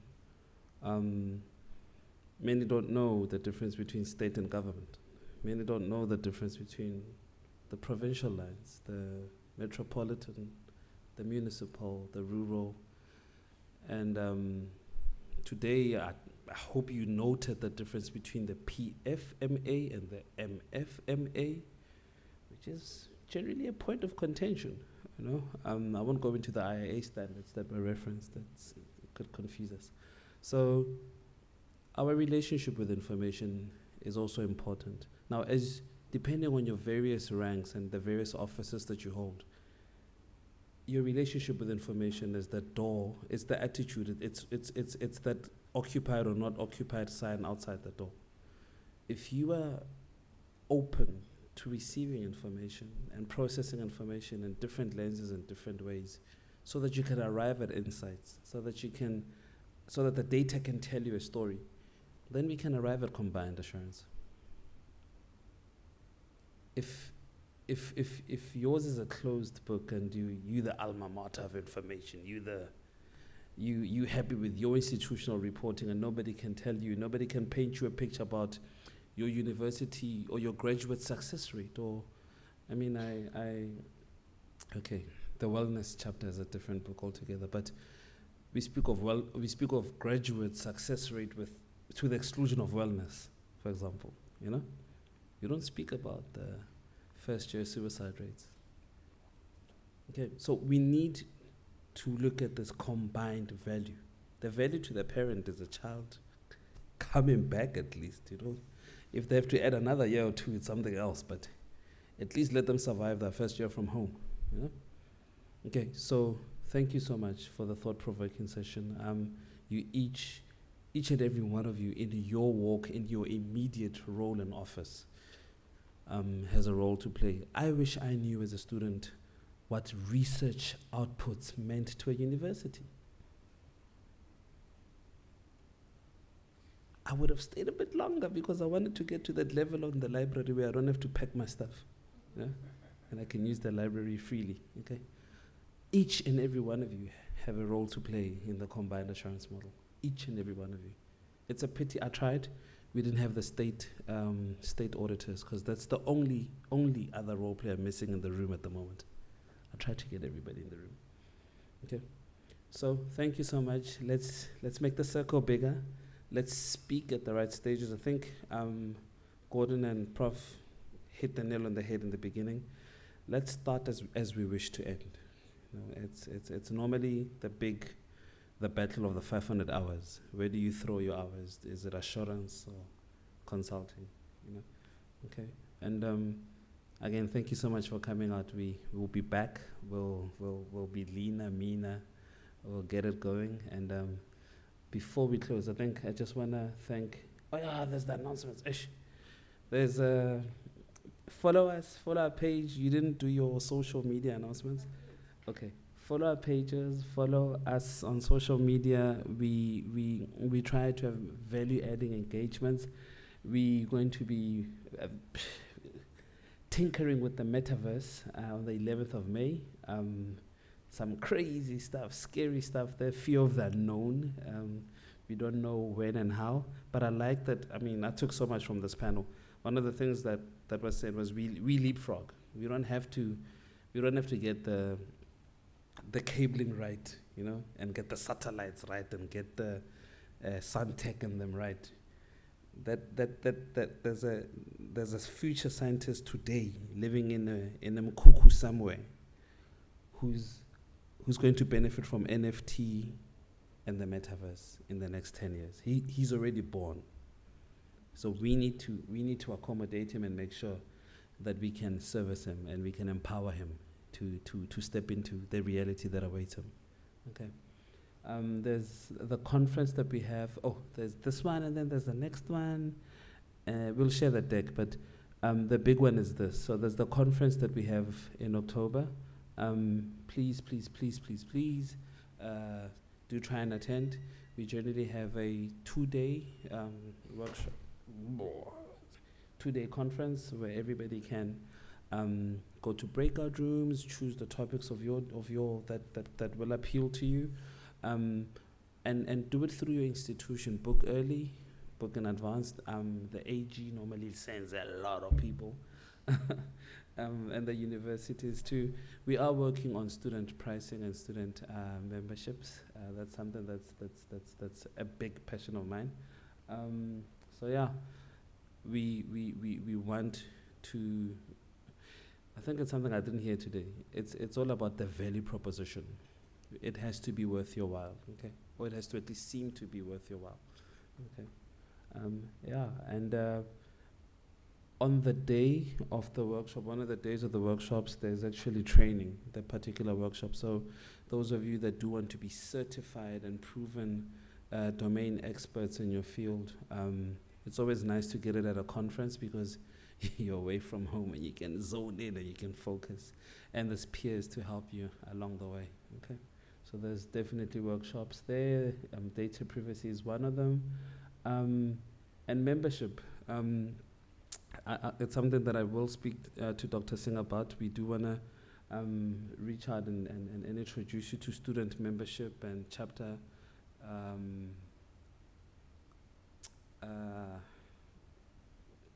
champions, mentors, student mentors, and all of that in the industry.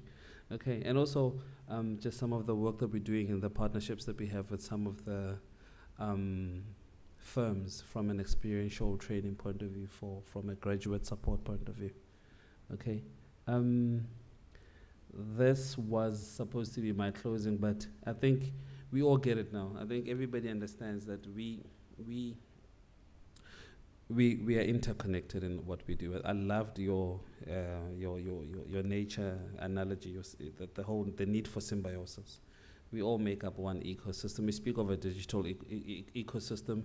There are many ecosystems. We live in many realities that are impacted by information, decision-making, quality of decision-making, ethics, integrity. And that's where the combined assurance has to come through. You can't remove it from every walk of life, okay? It's in every walk of life. It's in what we do. That it's called combined assurance will change. It will evolve. It will be integrated assurance. It will be digital trust assurance. It will evolve. But at the end of the day, are you doing as you should so that the next guy can do as they should? And can it be seen visibly? Can we appreciate the right things at the right level? Can we see that this pipe is about to burst? We can't see it if you're not getting reports from maintenance, from planning, from consumption, from billing, okay. So yeah, thank you everybody. I hope the hands now will be reduced. If somebody asks you, have you heard of combined assurance? Have a great afternoon. Thank you everybody. I want to thank UKZN in particular. The Dean in his absence, thank you for the recording. Thank you for going over and above to accommodate us. Thank you, Melissa, for being a rock star. Thank you to the planning team. Thanks to our speakers. You guys have been fantastic. I want to bottle this up and go brag. Thanks, Prof, for bringing the fire. Thanks, Gordon, for being the sanity there and keeping it all together. And Dr. Singh for the amazing stuff you do in the background. I just want to say thank you. And the AV guys, thanks for all the support. This is Tembegile, thank you. And thank you guys for making the time. We really appreciate it, especially now that I can thank each and every one of you. This means a lot. Okay, we'll engage again going forward. There is one last ask. Please, won't you just complete the rate the session. Don't forget to claim your CPD points. Those are important. You don't want to pay for renewal.